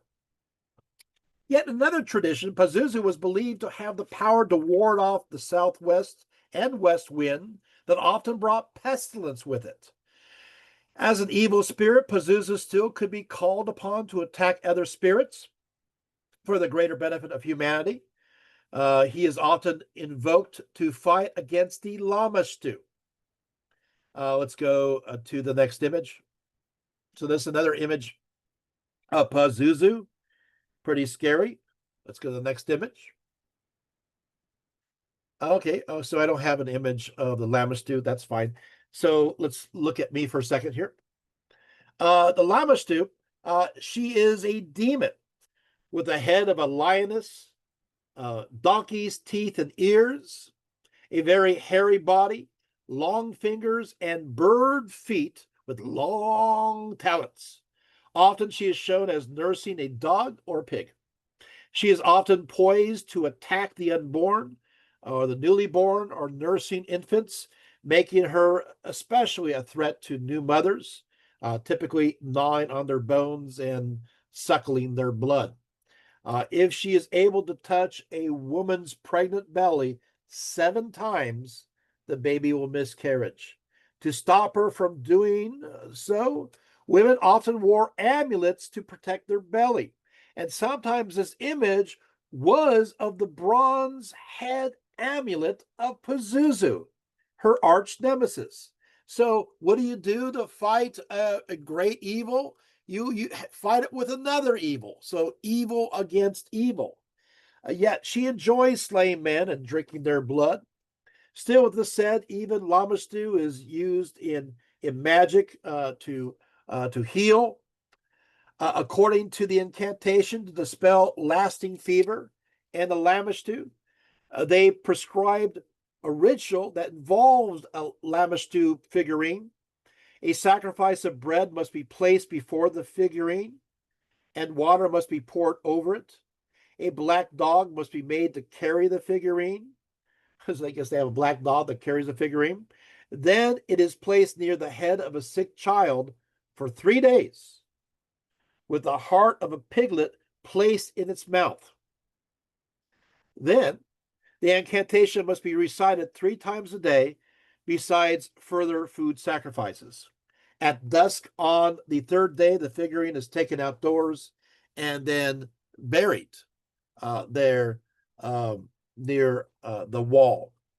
Okay, let's go to the next image that we just showed. We're also will be talking about Marduk. So here's Marduk, right? Marduk is the principal god of Babylon. When the Babylonians rose to power, the mythologies raised Marduk from his original position as an agricultural god to the principal god of their pantheon. There. Okay, let's make sure I get everything coordinated here. Okay. All right. So you see here an image here of Tiamat with Marduk, who, and of course, Marduk dismembers Tiamat and makes the world out of her body. Let's take a look at the image. This is Tiamat. We'll talk about her in a little bit, but let's go to the next image. There she is. Woohoo! Pretty scary looking, right? Next image. So when it comes to Marduk, so his name is Amar Utu Ak. If you break it down, and this means bull calf of Utu. Utu means sun. So Marduk is literally the son, S-O-N, of the sun, S-U-N. Sometimes he is called Bel or Lord of Babylon. What I think is interesting is that Marduk, we'll talk more about him in a little bit. I want to mention a few things, though. Jeremiah 50 to 2 actually mentions, refers to Marduk as Bel. It says, Babylon will be captured. Bel will be put to shame. Marduk filled with terror. Her images will be put to shame and her idols filled with terror. The first mention of Marduk is in the old Babylonian Empire. Early on, Marduk blends with the god by the name of Asulubi. Next image, who is the god connected to exorcisms and incantations, who's also connected to the god by the name of Asar. By the time of Hammurabi, Ea or Enki was viewed as the father of Marduk. So I do find this interesting. Okay, next image. You have, here's Ashur.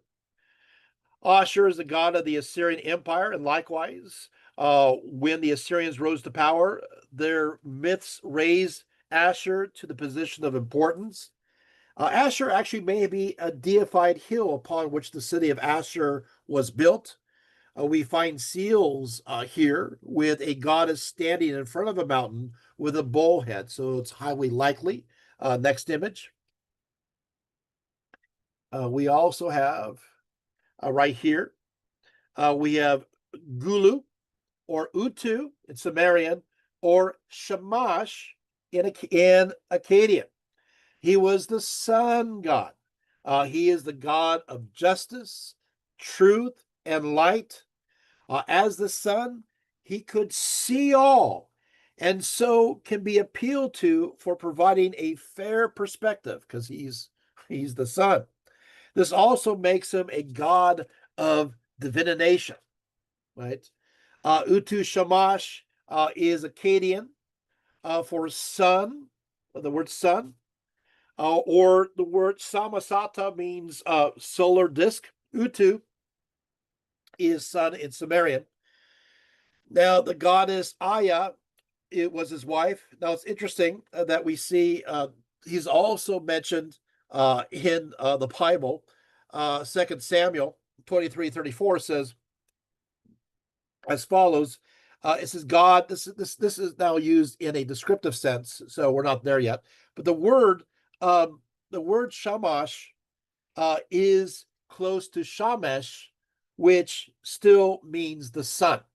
Okay, so in 2 Samuel again 23:34, it says God is like the light of the morning when the sun shamesh rises, a morning without clouds, when fresh grass and springs out of earth from sunshine after the rain.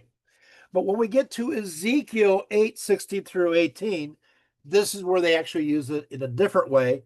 It says, Then he brought me to the inner court of the Lord's temple, between the porch and the altar, and there at the entrance to the Lord's temple by the porch, 25 men with their backs towards the Lord's temple, and they were facing the east, prostrating themselves to the sun. And this, of course, could also mean Shamash. And so there you have a reference there. Next image. Then we have Aristotle. Aristotle is the goddess of the netherworld. A name means queen of the great below or of the great earth. She lived in a palace located at Ganzer, which was located at the entrance of the underworld. The underworld was protected by 7 gates, each with their guard and gatekeeper. Ganzer, let's just look at me for a little bit. Ganzer is much like Tartarus. It's dark, it's dreary, it's a dark cavern, and one eats only dust. Unless relatives pour libations for them to drink through these clay pipes on the graves, they will just slowly fade away. There are no rewards or punishments. All the souls went to the same place. Aristotle merely pronounced them as dead. And then, of course, the names of the dead were then recorded by a scribal goddess by the name of Geshtiana. She was in charge of scribal arts in general, as well as dream interpretation. Some people say that there's a possible vegetative association because she's in the underworld and she's a mourning goddess. So those that are here in this underworld, they are naked, although there are some descriptions of them as having feathers for some reason. And sometimes when they talk, they squeak like bats. So there you have it. Next image. And so, yeah, so there you go. We can see this is an interesting image of Aristotle, which most people, you can try kind of make out what's going on there. Not a great place. Next image. And then you have Nabu, not to be confused with Star Wars. Nabu was the Mesopotamian god of writing, although in the Bible he's mentioned. There's a place called Nebo, and that's related to the same word. In fact, some people say Nabu invented writing.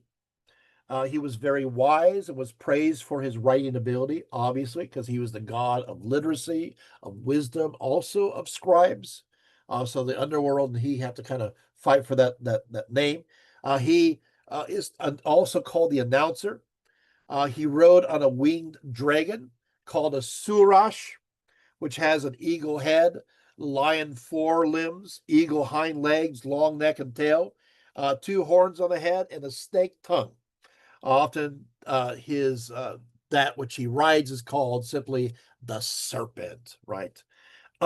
In some places, he is believed to be in control of heaven and earth. At least he takes inventory of it.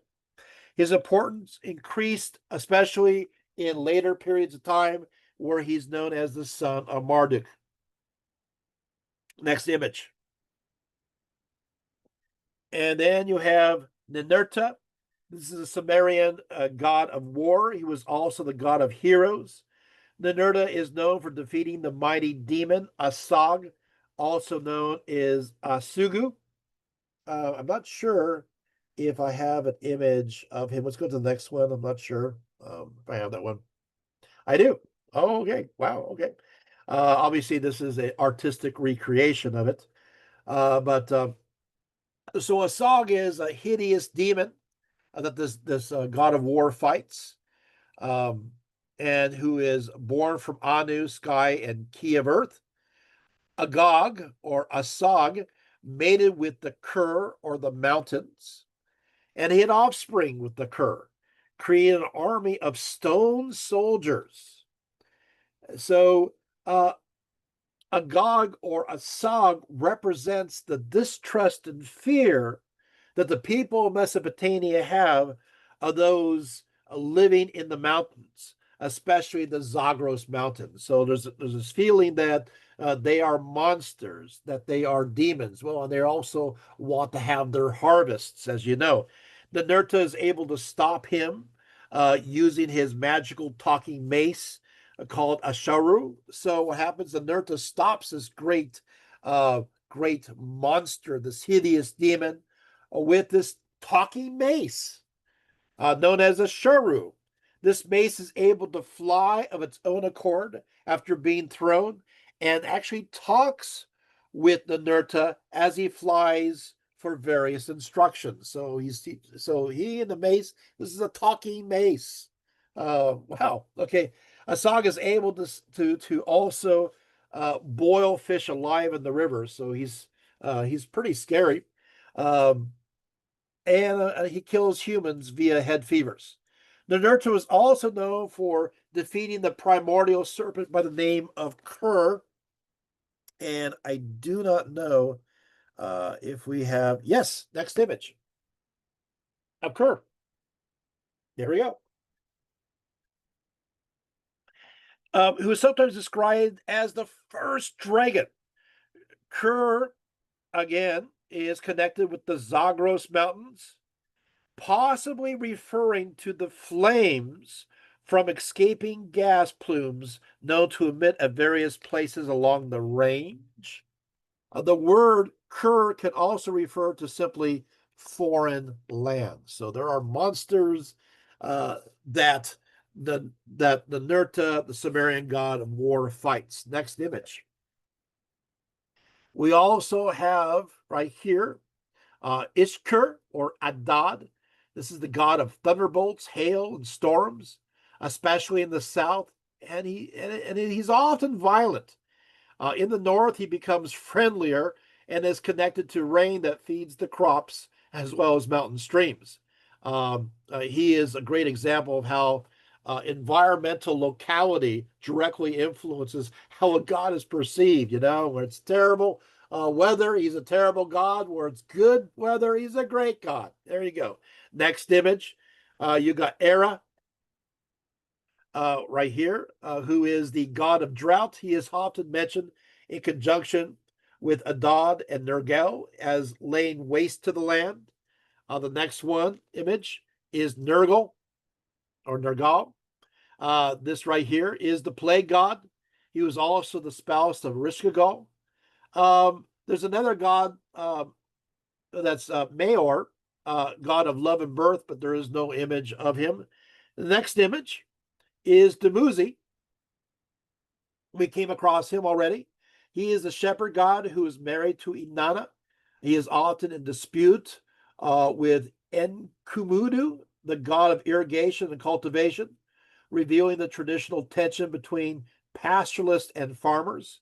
Inanna visits the underworld only to discover that she cannot return without having a substitute to replace her.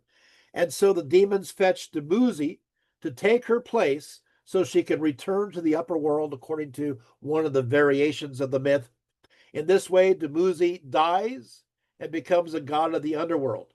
In some versions of sacred marriage, the king becomes Dumuzi, while the priest consort represents Inanna, as we talked about. Next image is Sin. There's another image of Dumuzi. That's a good earlier one. Next image. Sin. This is a moon god. The symbol of worship of the moon god in Arabian culture and elsewhere throughout the Middle East was the crescent moon. Archaeologists have dug up numerous statues and hieroglyphic inscriptions in which a crescent moon was seated on the top of the head of a deity to symbolize the worship of the moon god, in the same fashion as the sun. So while the moon was generally worshipped as a female deity in the ancient Near East, the Arabs viewed it as a male deity. And so, by the way, the moon deity of the north was often known as, there's a female that was often known as Sinai, as in Mount Sinai, which I do find is rather interesting. Okay, let's go to the next image. So, a little bit of some early stories. The ancient Sumerians believed that the universe and many of the gods existed back to the undetermined period of time, but they also asserted that the heavens and the earth was once united. According to the Sumerian, the Song of the Hoe, the sky god Enlil finally separated the heavens from the earth. With Enlil separating the heavens from the earth, it was then up to Enki, the god of wisdom, to organize it. So you can see here the representations in the work known as Enki and the World Order. Let's go to the next image, which is a really cool seal that actually has right here Enlil, and then you have On in the middle and Enki. Look, they're all there, all three there. In the work known as Enki and the World Order, Enki wanted to prevent the world from falling into chaos, and so organized the gods to oversee various parts of its operations, with some gods in charge of the waters, while others administered the weather or vegetation. Via the casting of lots, the principal gods divided the larger sections of the world into different parts, which really does sound like the division that we know connected to Zeus, Poseidon, and Hades. We're going to see that here Anu receives the sky, which is, of course, like Zeus receiving the sky. Enlil receives the earth, which seems like Hades, perhaps. Enki receives the sea, which sounds like Poseidon a little bit. This follows, again, the same tripartite division that we see amongst the Greeks and the Romans. Next image. In the Sumerian story, known as Enki and Nama, or Ninna, this is a representation of Enki and here Nama. It told how the lower gods grew weary of all their creative work, and so they complained to the primordial mother, Nama, that they wanted to find a substitute to alleviate their labor. Nama told her son Enki to fix the problem. I like it. Can you just fix the problem? To find some kind of substitute. They came up with the idea of creating a lower life form, a very low life form, to do all their bidding. And so the idea of creating humanity was born. Next image. So Nama, what she did, there, oh, look, there we go. There's humans there. So Nama needed some clay, put it in her womb, and so the first humans were born. Next image. Enki proclaimed, "O mother, decide on the fate of the newborn. Let Numa put the image of God on it. This is the human. I like seeing this particular image there. They're forming humans. Look like they're working pretty hard. Next image. In a variation of this myth, the gods went directly to Enki in his underwater home to find some way to alleviate their extra workload. They're tired of working. Enki came up with the idea of creating humans and so collected the clay from all around his aquatic home, and he created humanity himself.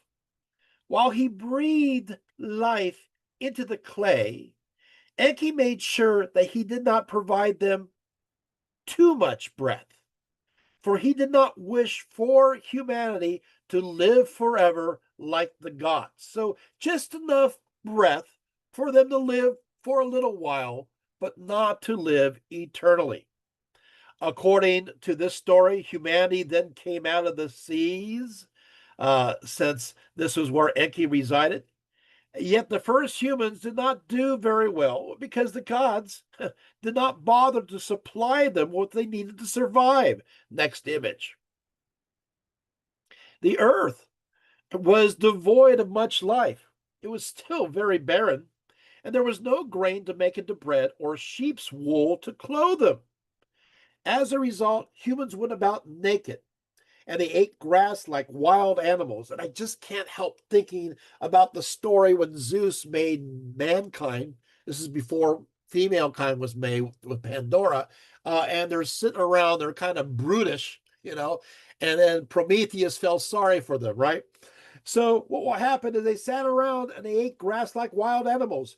Rivers were not around either, so humans were forced to drink out of whatever ditches filled with water as best they could, often not very healthy water, brackish water. And once again, that kind of reminds me of the poor commoners who are way out there in the irrigation routes, drinking this brackish water, probably recollecting that kind of idea. Now, in the work known as Debate Between Birds and Fish, because you got to have a debate between these two, Enki decided to give humanity healthy water sources. Thank you. And so created the Tigris and the Euphrates, as well as smaller streams and watercourses. Uh, Good. Filling these bodies of water with fish to eat. He also created sheep so they could clothe themselves. Other sources of food were created from birds to wheat.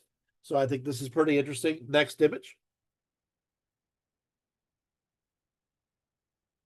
So you see here. Okay, so now we move on. Oh, that looks like also Enki. So let's go to the next image. Yeah, okay. So by the time of ancient Babylon, other creation stories developed. One of the most important was known as the Enuma Elish. As an ancient Sumer, the Babylonians established that the gods existed before the creation of the heavens and the earth. In the beginning, there was this vast ocean known as Tiamat, who was personified as a mother goddess. She was paired with a male consort or husband that was known as Apsu, who represented the fresh water. So she's the salty water, and she mixed with the fresh water of Apsu, resulting in many divine offspring. Each god matched with a goddess. And so a plethora of those children were always in female male pairs. Apsu did not like his offspring, unfortunately, for they were much too noisy. We see this as a problem. They were much too noisy and decided they should be killed. Tiamat protested, but her husband was resolute on eliminating them. Next image. Fearing death, the newly born gods appealed to the god Ea. And of course, this is the Babylonian story. So Ea is the same as Enki. Ea and Enki. So Enki and Ea. Enki is the Sumerian. Ea is the Babylonian form. So Ea, they appealed to Ea, the god of water, to save them. Ea agreed to do so, placing Apsu under a spell to force him to fall asleep so he could kill him. Well, Ea and his wife, Damkina, then decided to have a child of their own, giving birth to the god Marduk. Next image. Of Marduk, the Enuma Elish says, 4 were his eyes, 4 were his ears. When he moved his lips, fire blazed forth. Large were all his hearing organs, and the eyes, in like number, scanned all things. He was the loftiest of the gods, surpassing was his stature. His members were enormous. He was exceedingly tall. So the sky god Anu next gives Marduk control over the 4 winds. But Marduk, he becomes too enthusiastic, creating great sandstorms with hurricane forces that anger Tiamat and the other gods. He's just being, well, maybe too noisy, too loud. People just don't like loud gods. To the point where, guess what? These gods can't even sleep. Now, when I talk about the fact that the gods are very human-like, you got to understand, these gods, they need their sleep. and they get mad at anybody making too much noise. They do this with the gods, other gods, Marduk specifically, but they actually do this with humans. If we're too noisy, those gods get mad. Have we been too noisy lately? I don't know, right? Watch out. So what happens is, because they can't sleep, so they choose a champion, and that'll be Tiamat. And Tiamat confronts Marduk. To assist her, Tiamat asks the mother goddess to create 11 monsters and to put them in service of her new consort, her new husband, by the name of Quingu. In fact, Tiamat decides to make Quingu the head of all the gods. Well, this new elevation upsets most of the other gods. They actually didn't want that. As the time for battle approaches, the god Ea asks his father, Anshar, king of the junior gods, what he should do. Anshar tells Ea and his brother Anu to appease the goddess Tiamat and to calm her down with magical incantations. But this tactic fails. Marduk then states that he will fight Tiamat as planned, but adds a condition that if he is victorious, he becomes the head of the gods. After they agree, so they must not really like at all Quingu, right? They must really hate that guy. After they agree, Marduk fights and defeats both Tiamat and Quingu. Next image. Next.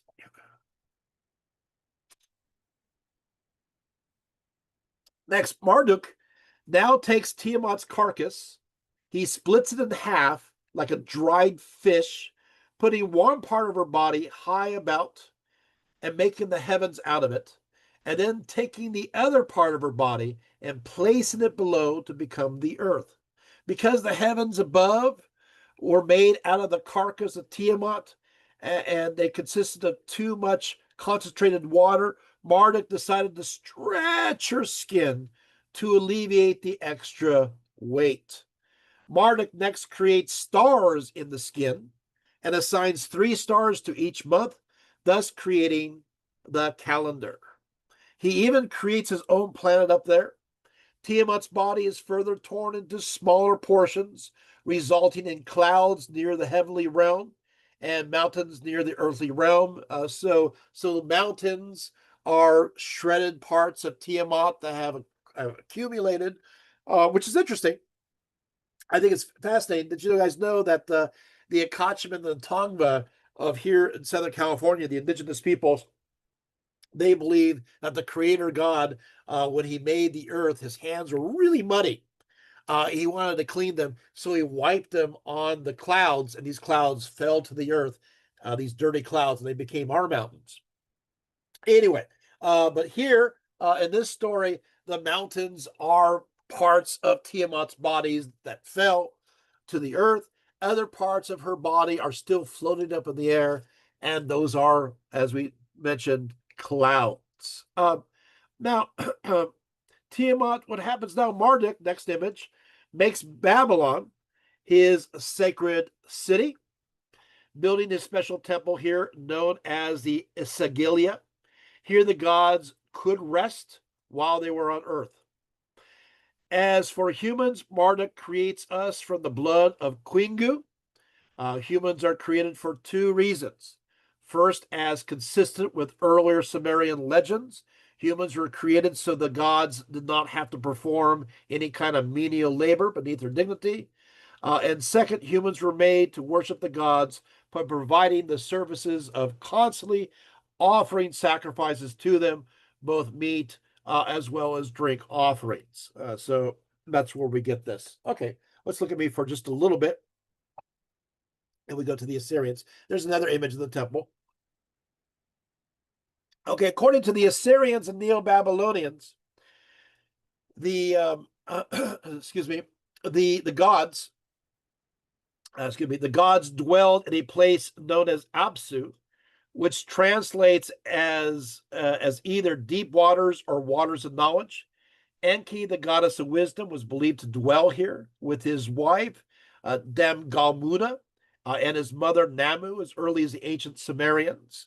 Eventually, Apsu became understood as both an underwater dwelling place of the gods, Apsu, but as also a god too.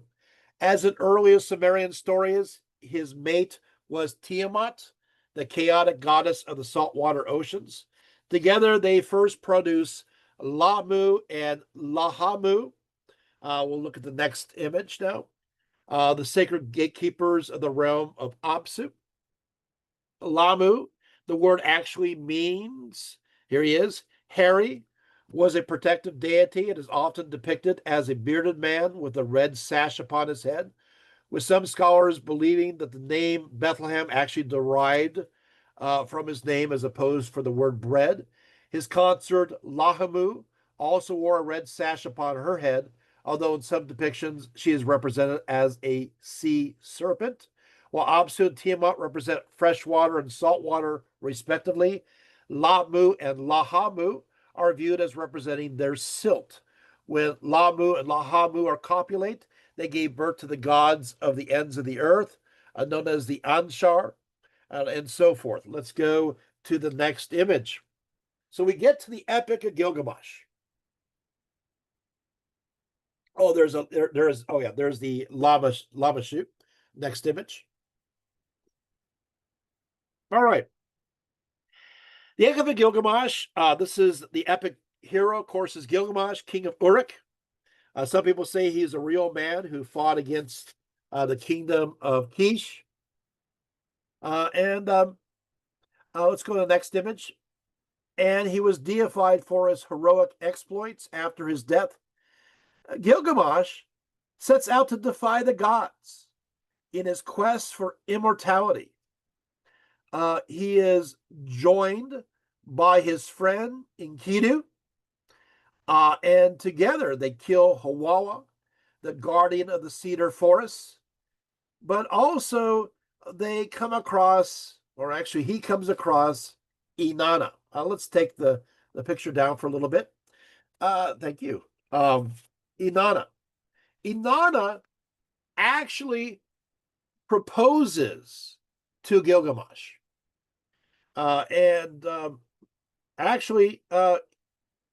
Gilgamesh refuses her and tells how all her other lovers didn't turn out very well, which is probably not a good thing to tell a goddess. That, hey, you know what?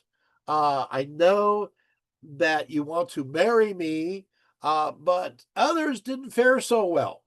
Rather than keep his mouth quiet, he goes on and on. He says, listen to me, he says to Inanna, as I tell you a tale of your lovers. There was Tammuz, the lover of your youth. For him you decreed wailing year after year. You loved the many-colored lilies-breasted roller, but still you struck and broke his wings off. You loved the lion, tremendous in strength. 7 pits you dug for him, and 7.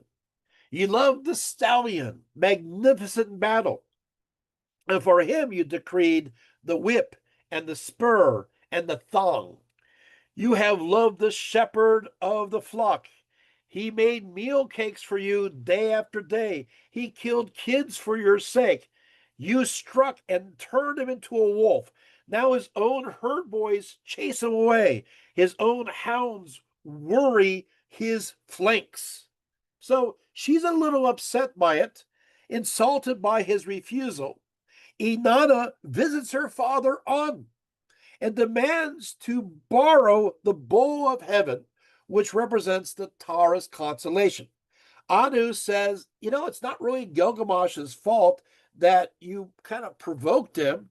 Inanna responds as follows. She says, if you refuse to give me the bowl of heaven, then I will break in the door of hell, or the underworld, and smash the bolts. There will be confusion and mixing of the people. Those from above and those of the lower depths will mix. I shall bring up the dead to eat food like the living, and the hosts of the dead will outnumber those who are living. So as a result of that, On says, okay, I guess I'm going to give you the bowl of heaven. And so the bowl of heaven, which represents the Taurus constellation, there is this battle with Gilgamesh and Enkidu. Enkidu actually tears off the bull's right thigh and throws it in Inanna's face, saying, if I could lay my hands on you, it is this that I should do to you, and lash your entrails to your side. Not exactly a very nice thing, Enkidu. As you can imagine, Enkidu dies. Let's go to the next image. And so here you have the bowl of heaven. There we go. The bowl of heaven, of course, is mourned. It's defeated. And Inanna gathers together, according to the sources, her people, which are described as the dancing and singing girls, the prostitutes of the temple, and the courtesans. So you're getting the idea. A reason why I'm bringing this up is that it's fascinating that Inanna is so loved in that one city. I mean, look at the hymns and how wonderful it is. And yet in this tale, it's not that case. So you see how people view the gods. Very, very much different according to city-state to city-state, right? Next image. So Enkidu does die. At one point, Gilgamesh meets a barmaid goddess by the name of Siduri. Here she is. Siduri tries to convince him to give up his quest for immortality. Rather, she appeals that he should instead seek after the pleasures of life, inclusive of drinking lots of beer. But that doesn't happen. He decides to continue on. And so he hears of a certain Utnapishtim, and hears of a great story that could lead him to the quest for immortality. Let's go real briefly, though, to the next image. And I want you to take a look at this. This is a little brief overview because it kind of connects to this story. And this is how they view the world. You can see here is Mesopotamia. It's surrounded by these huge mountains on either side. But here you have the dome of heaven, right? And surrounded all around by this cosmic freshwater ocean. But there is a dome of heaven in which the gods dwell. And you can see the mountains. These are pillars for the freshwater sky, right? And you can see also where the underworld is. So you can understand that the gods are not too far away. They're just kind of up there, pretty close. Okay, let's go to the next image. And so we get to this story. So here we go. We'll take that down temporarily. Good. So he seeks Utnapishtim. And the story goes, he arrives at Utnapishtim, and Utnapishtim has achieved immortality. He has achieved the ability to live forever. Well, Gilgamesh wants to hear. So the story goes as follows, that the world was teeming with people, and Enlil heard the clamor, and he complained to the council of gods.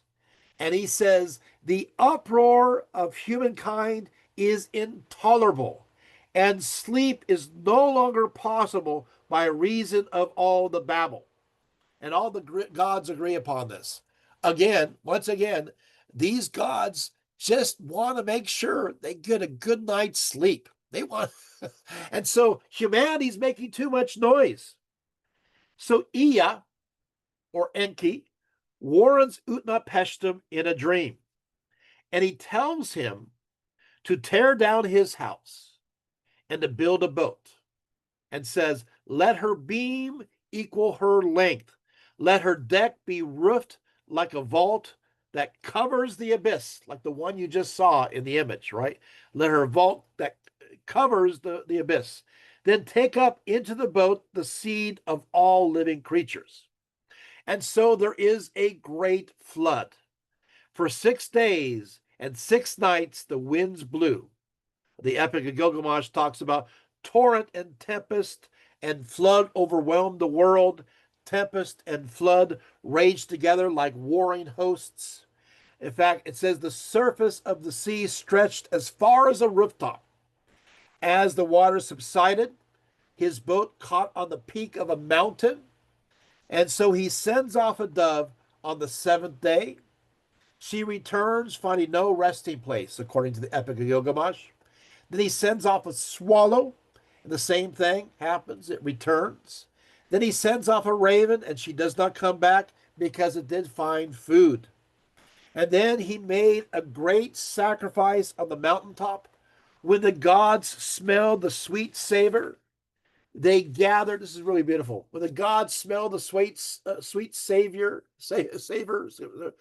aroma of the sacrifice, it says the gods covered the sacrifice like flies.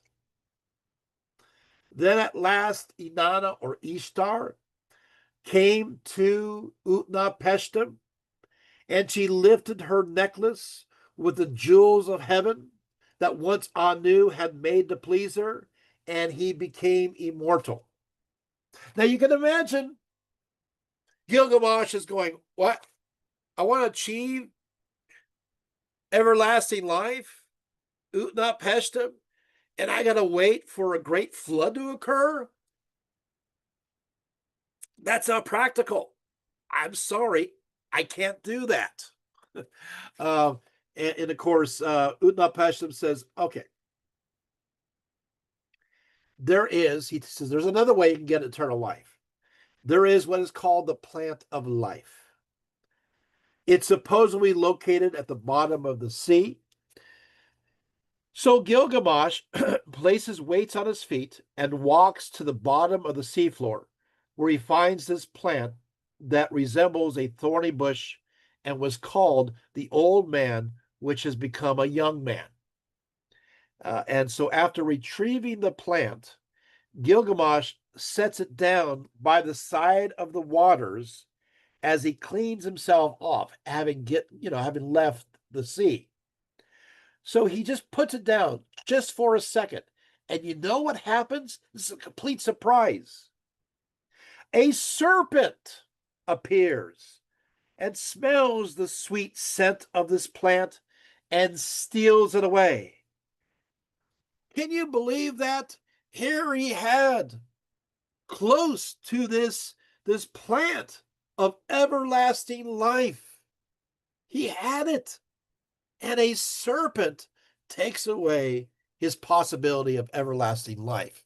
And you're thinking, wow, along with the story of the great flood, and this sounds like Garden of Eden, and it sounds like Noah's Ark. Yeah, and I have to stress this. These stories are occurring in Mesopotamia, where you have in the Hebrew Bible the claim that the Hebrews came from Abraham coming from the city of Ur. And so many of these stories will mix together, right? And so what happens is that Utnapishtim, I guess little Udi, Mr. Udi himself, he's living somewhere, having everlasting life. But what happens for for Gilgamesh is he realizes that the everlasting life is not the destiny of humanity. Maybe Utnapishtim, but not for him. And so Gilgamesh, who's tired from his labors, he falls asleep. When he awakes, he is reconciled to his mortality.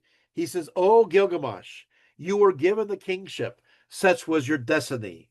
Eternal life was not your destiny." And so it's over. And so the Epic of Gilgamesh was very popular.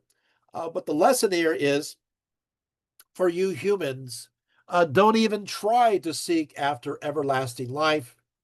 That's the realm of the gods. Just be happy with your lot in life. For Gilgamesh, he was meant to be a king. Be a king. For somebody else, if you're meant to be a priest, you're meant to be a priest.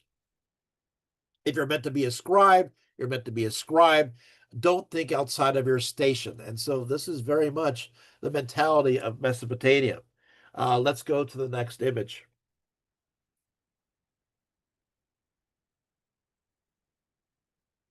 So you got that, of course, that beautiful scene. This is got the Noah's Ark with Utnapishtim on there. Next image. We also have the story of Adapta, the Babylonian sage. While Utnapishtim gained eternal life because of his great wisdom, the Mesopotamian stories still often go to all lengths to assert that eternal life is not at all for humanity, especially in the case of Adapta. Adapta, he lived in Eridu, which is a very old city of Sumer, and he was supposedly once a great wise man, receiving his abilities from the god Enki. But Adapta broke the wings of the south wind. And Anu decided he must be punished for breaking the wings of the south wind for this action.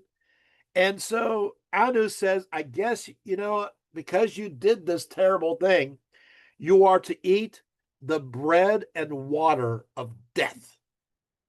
So Ea, or Enki, told Adapta his fate.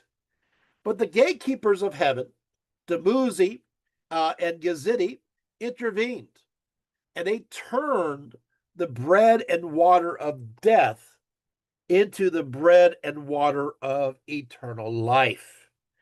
However, the very sad part of the story is when Adapta was offered the bread and water of eternal life, he didn't believe it really was that. He thought it was actually the other, and he refused to drink, and so lost the chance for eternal life. Not exactly the happiest story. The harsh environment of this area fostered a grim, very pessimistic spirit amongst the Mesopotamians.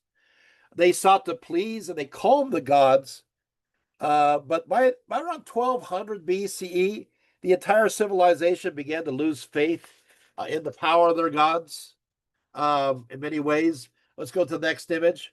There is this one poem that you're going to see right here. It's called The Just Sufferer. It goes as follows. Here, there's a God-fearing man, and he's distinguished as a great noble, and he is working for the king.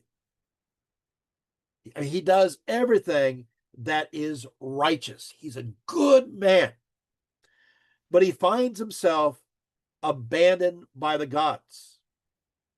He becomes depressed. He becomes unhappy.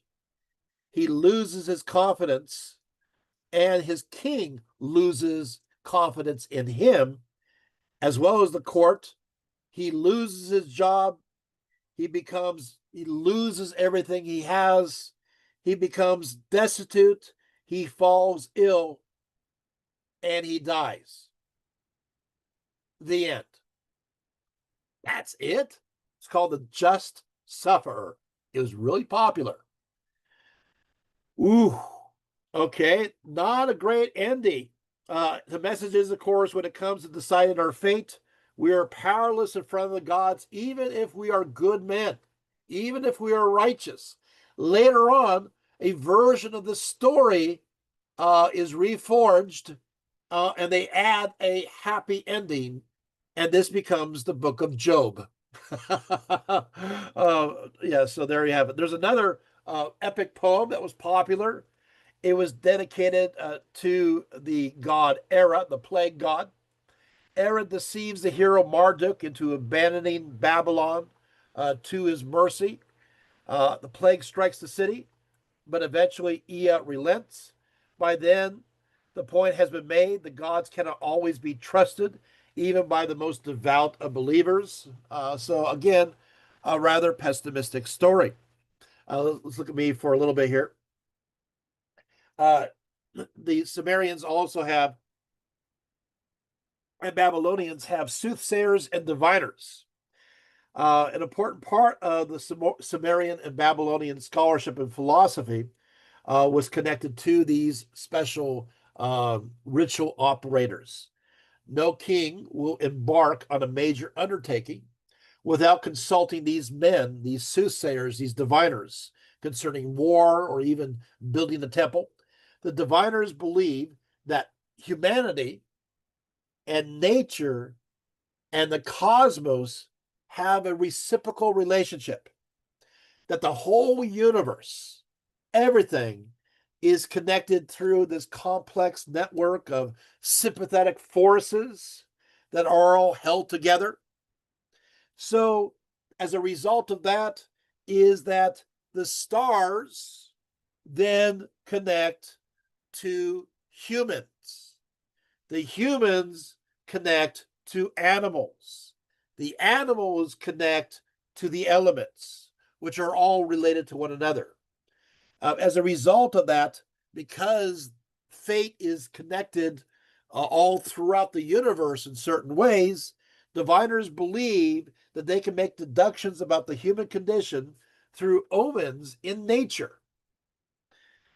So let's go to the next very interesting image.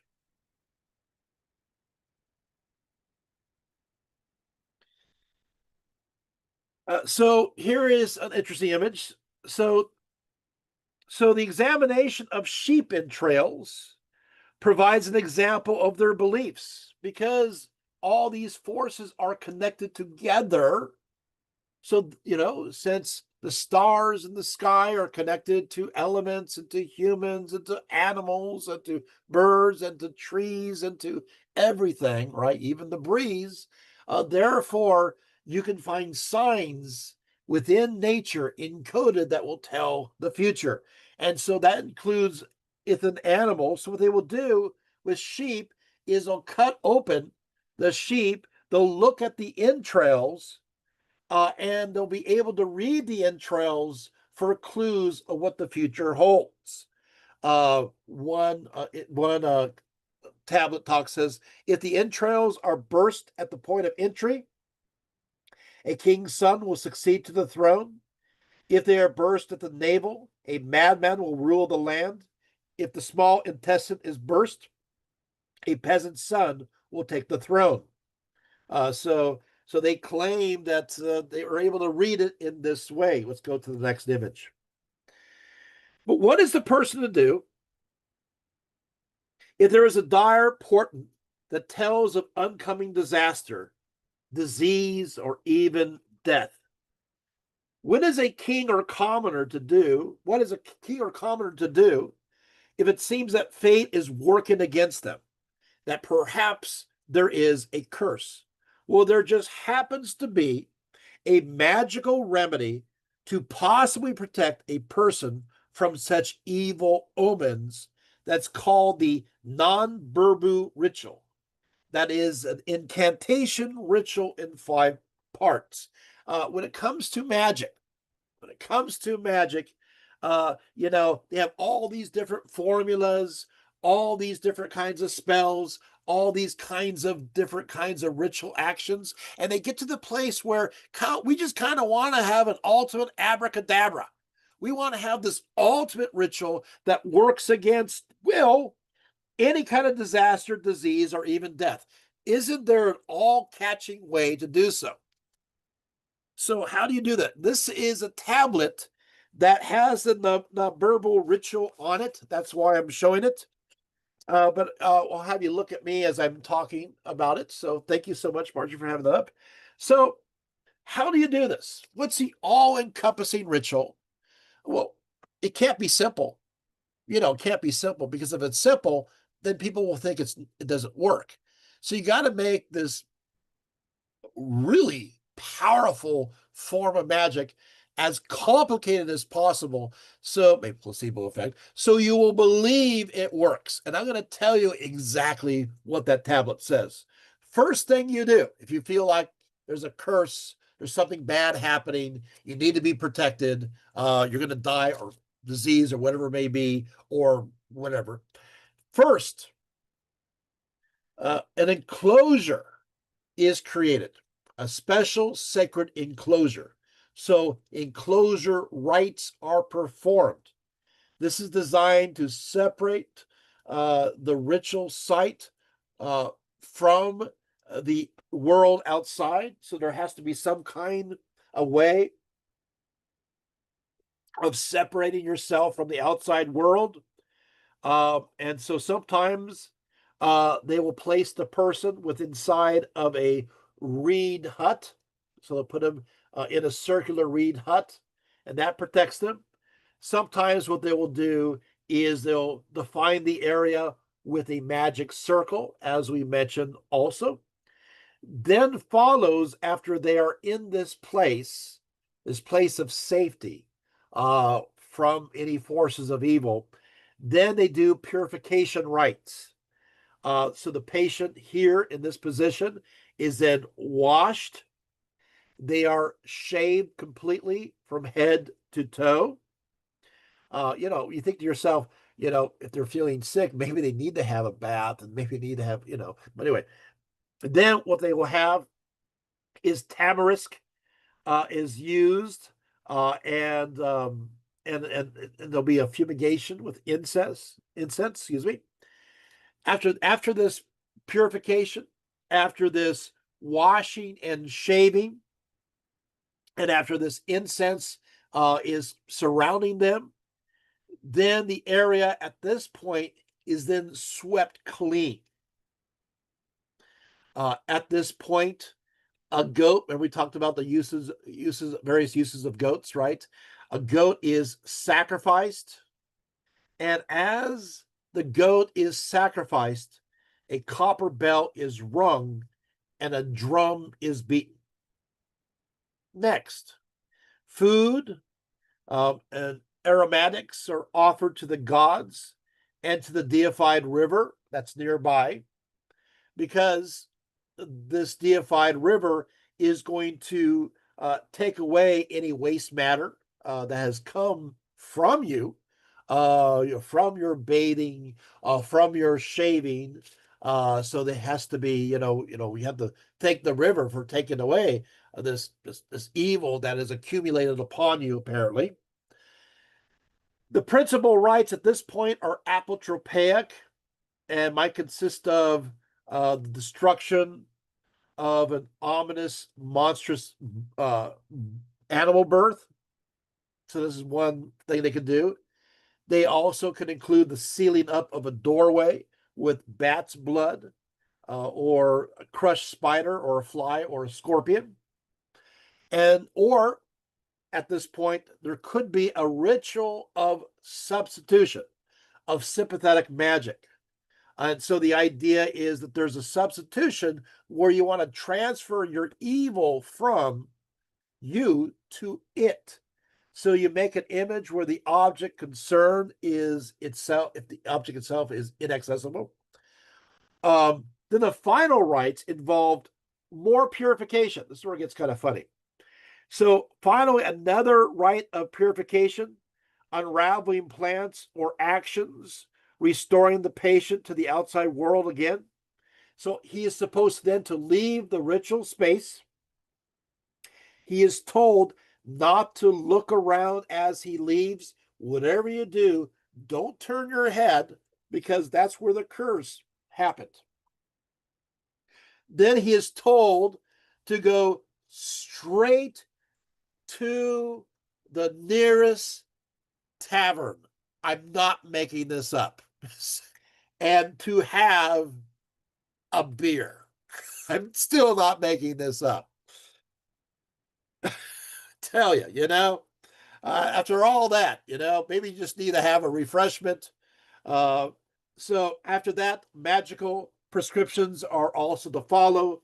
You're supposed to avoid garlic, and you're supposed to wear a special amulet for 7 days.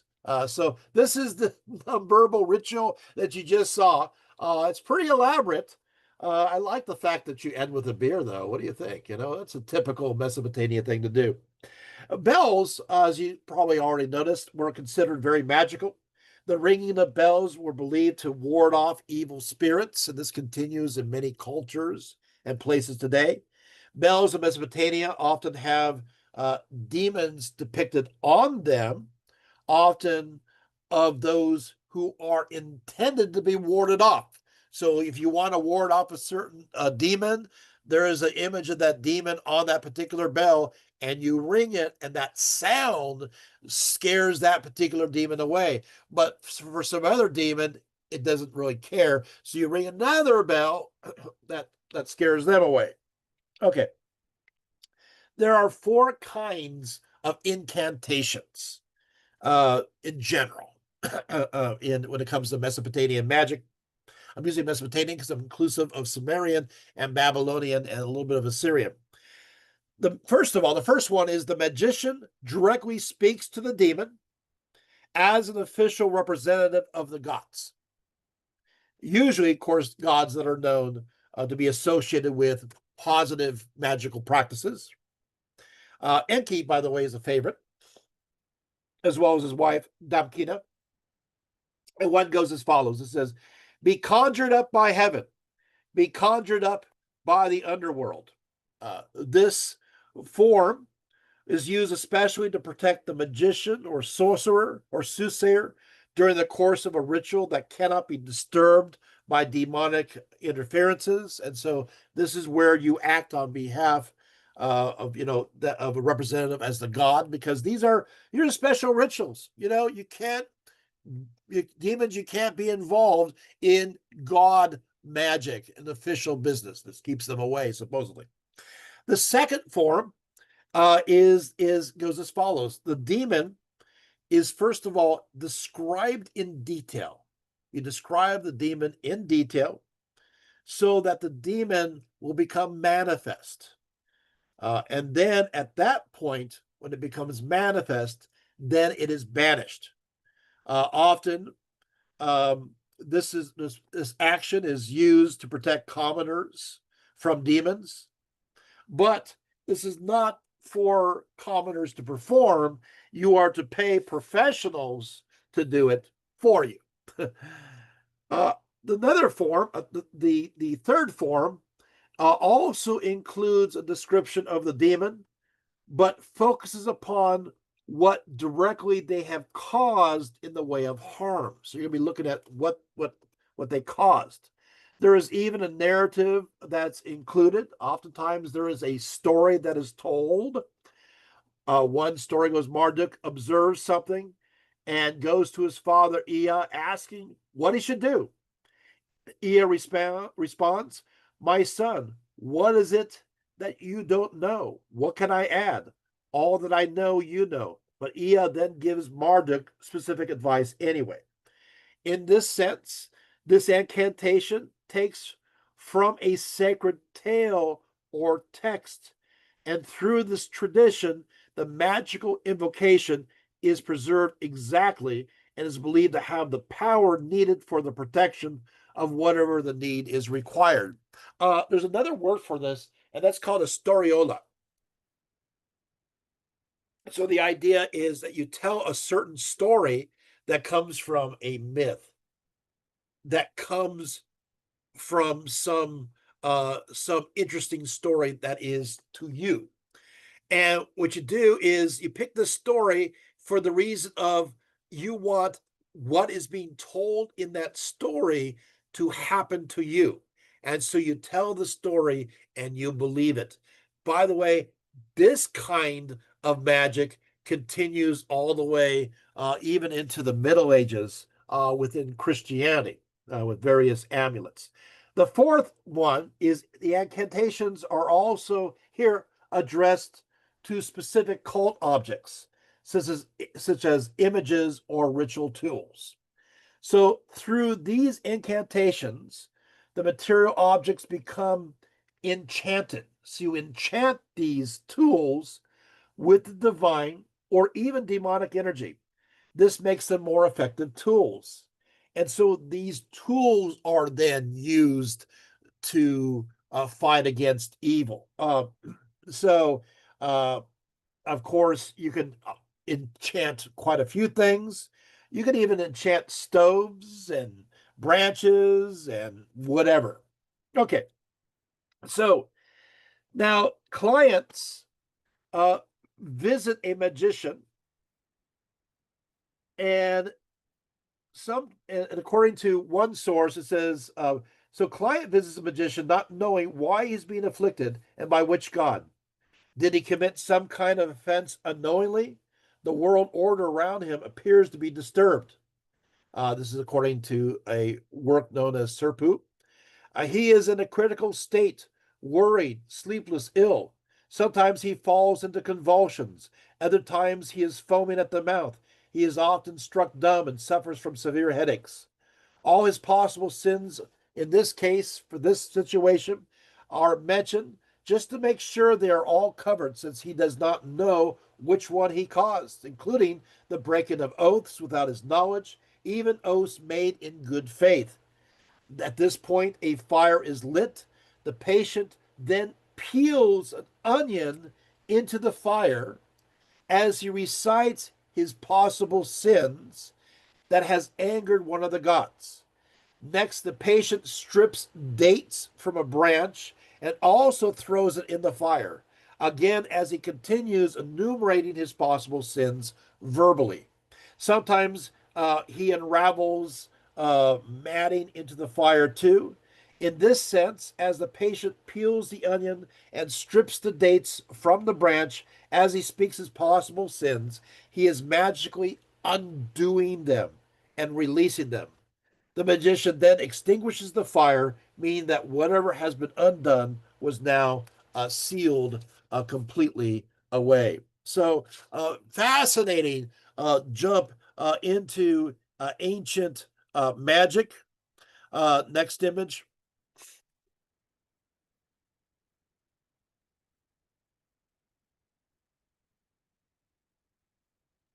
As I mentioned before, the afterlife, you arrive at Giddim. We talked about that kind of already, but here's a very interesting image. The dead reside, of course, in the darkness, eating dust, ashes, and scraps. To keep your body soul alive, the living need to feed it via the grave site. If you did not receive a proper burial, you suffered even worse in the underworld. The worst fate for those whose body burned excuse me, so that they could not be buried. So one says his spirit is not in the underworld; his smoke went up into the sky. And so it's the idea of oblivion. We're going to go briefly, very briefly, to a few others, but we're going to be wrapping up soon. Let's go to the next image. So we're talking about the Sumerians. I do want to mention that there is the triumph of Babylon with Sargon the Great. And so he brings in the Akkadian Empire, and they situate the capital at Babylon eventually. But before these people are called Akkadians, you can't call them Babylonians if they haven't yet captured Babylon. Because, hello, it's like calling a New Yorker before there's a New York. Okay. So what happens is Sargon, according to the story, Sargon, by the way, his name means righteous or true king. He ruled for 51 years, and he was founder of the Akkadian Empire. But there's a myth story I do want to bring together. It was said that he had been an illegitimate child who was abandoned, and he himself tells the story. He says as follows. He says, "My priestly mother conceived me, secretly brought me to birth, set me in an ark of bulrushes, made fast my door with pitch. She consigned me to the river, which did not overwhelm me. The river brought me to Akai, the farmer, who brought me up to be his son. During my gardening, the goddess Ishtar or Inanna loved me, and for all these years, the kingship was mine." And I think it's interesting because this sounds a lot like the story of Moses. Also, Romulus and Remus. So this great Akkadian king bringing about the Akkadian Empire that will become, obviously, the Babylonian Empire will expand, right? Will expand.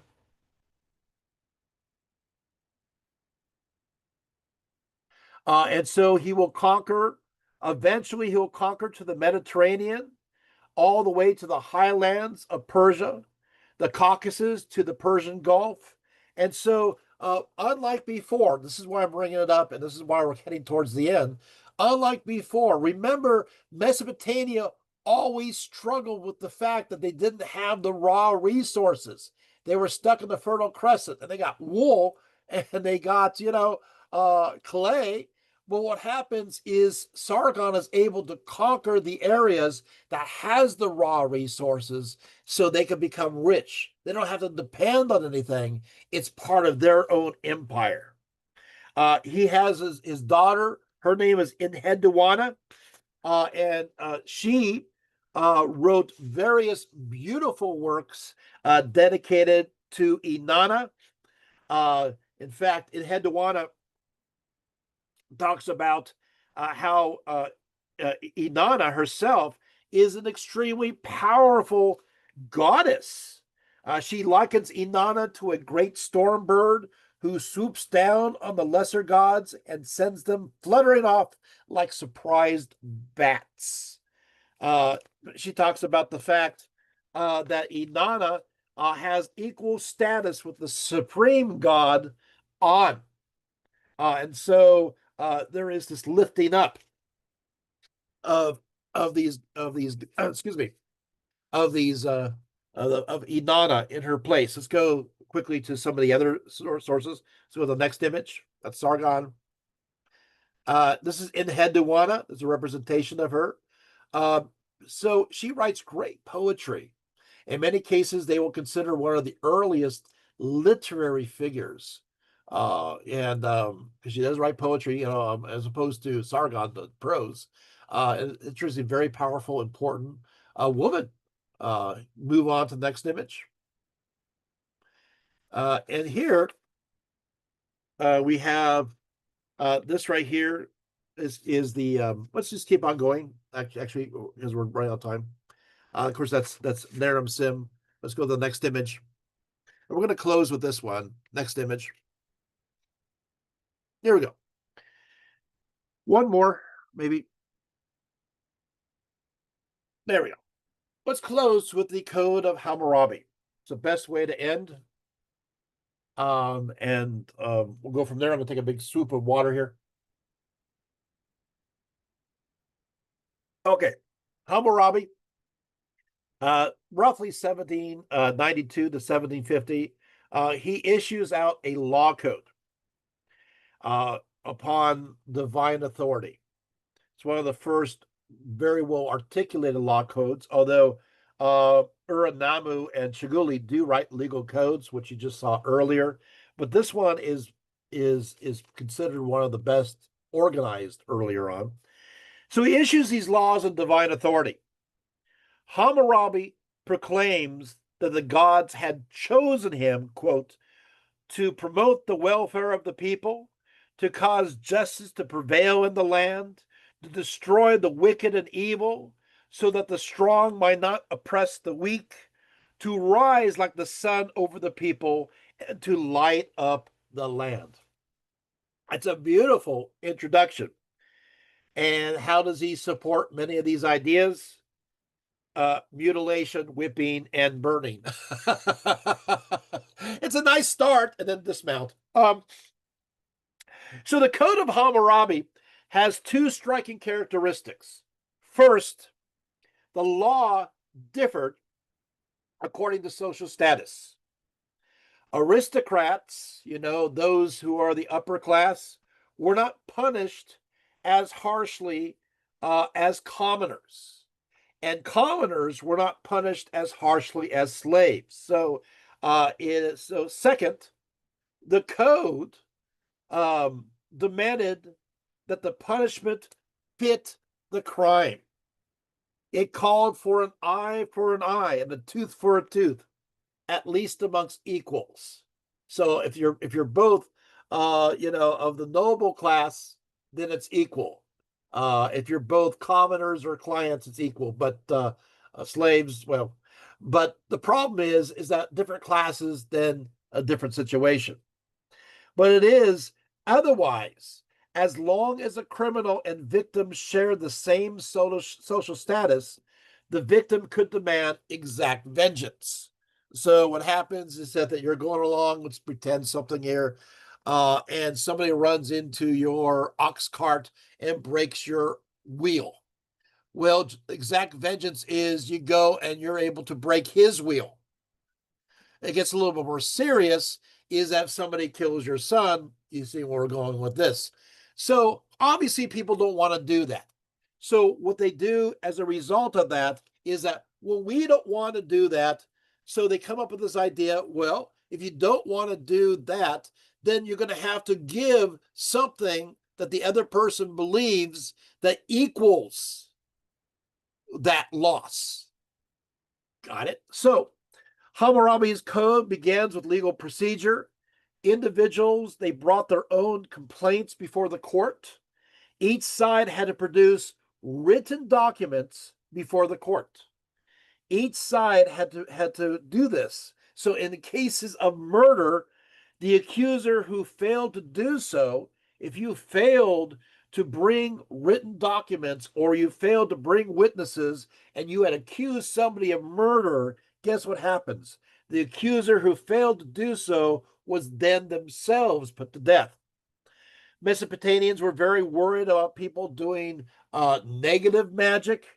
Anyone accused of doing harmful magic towards somebody else in this code had to go through various ordeals of water.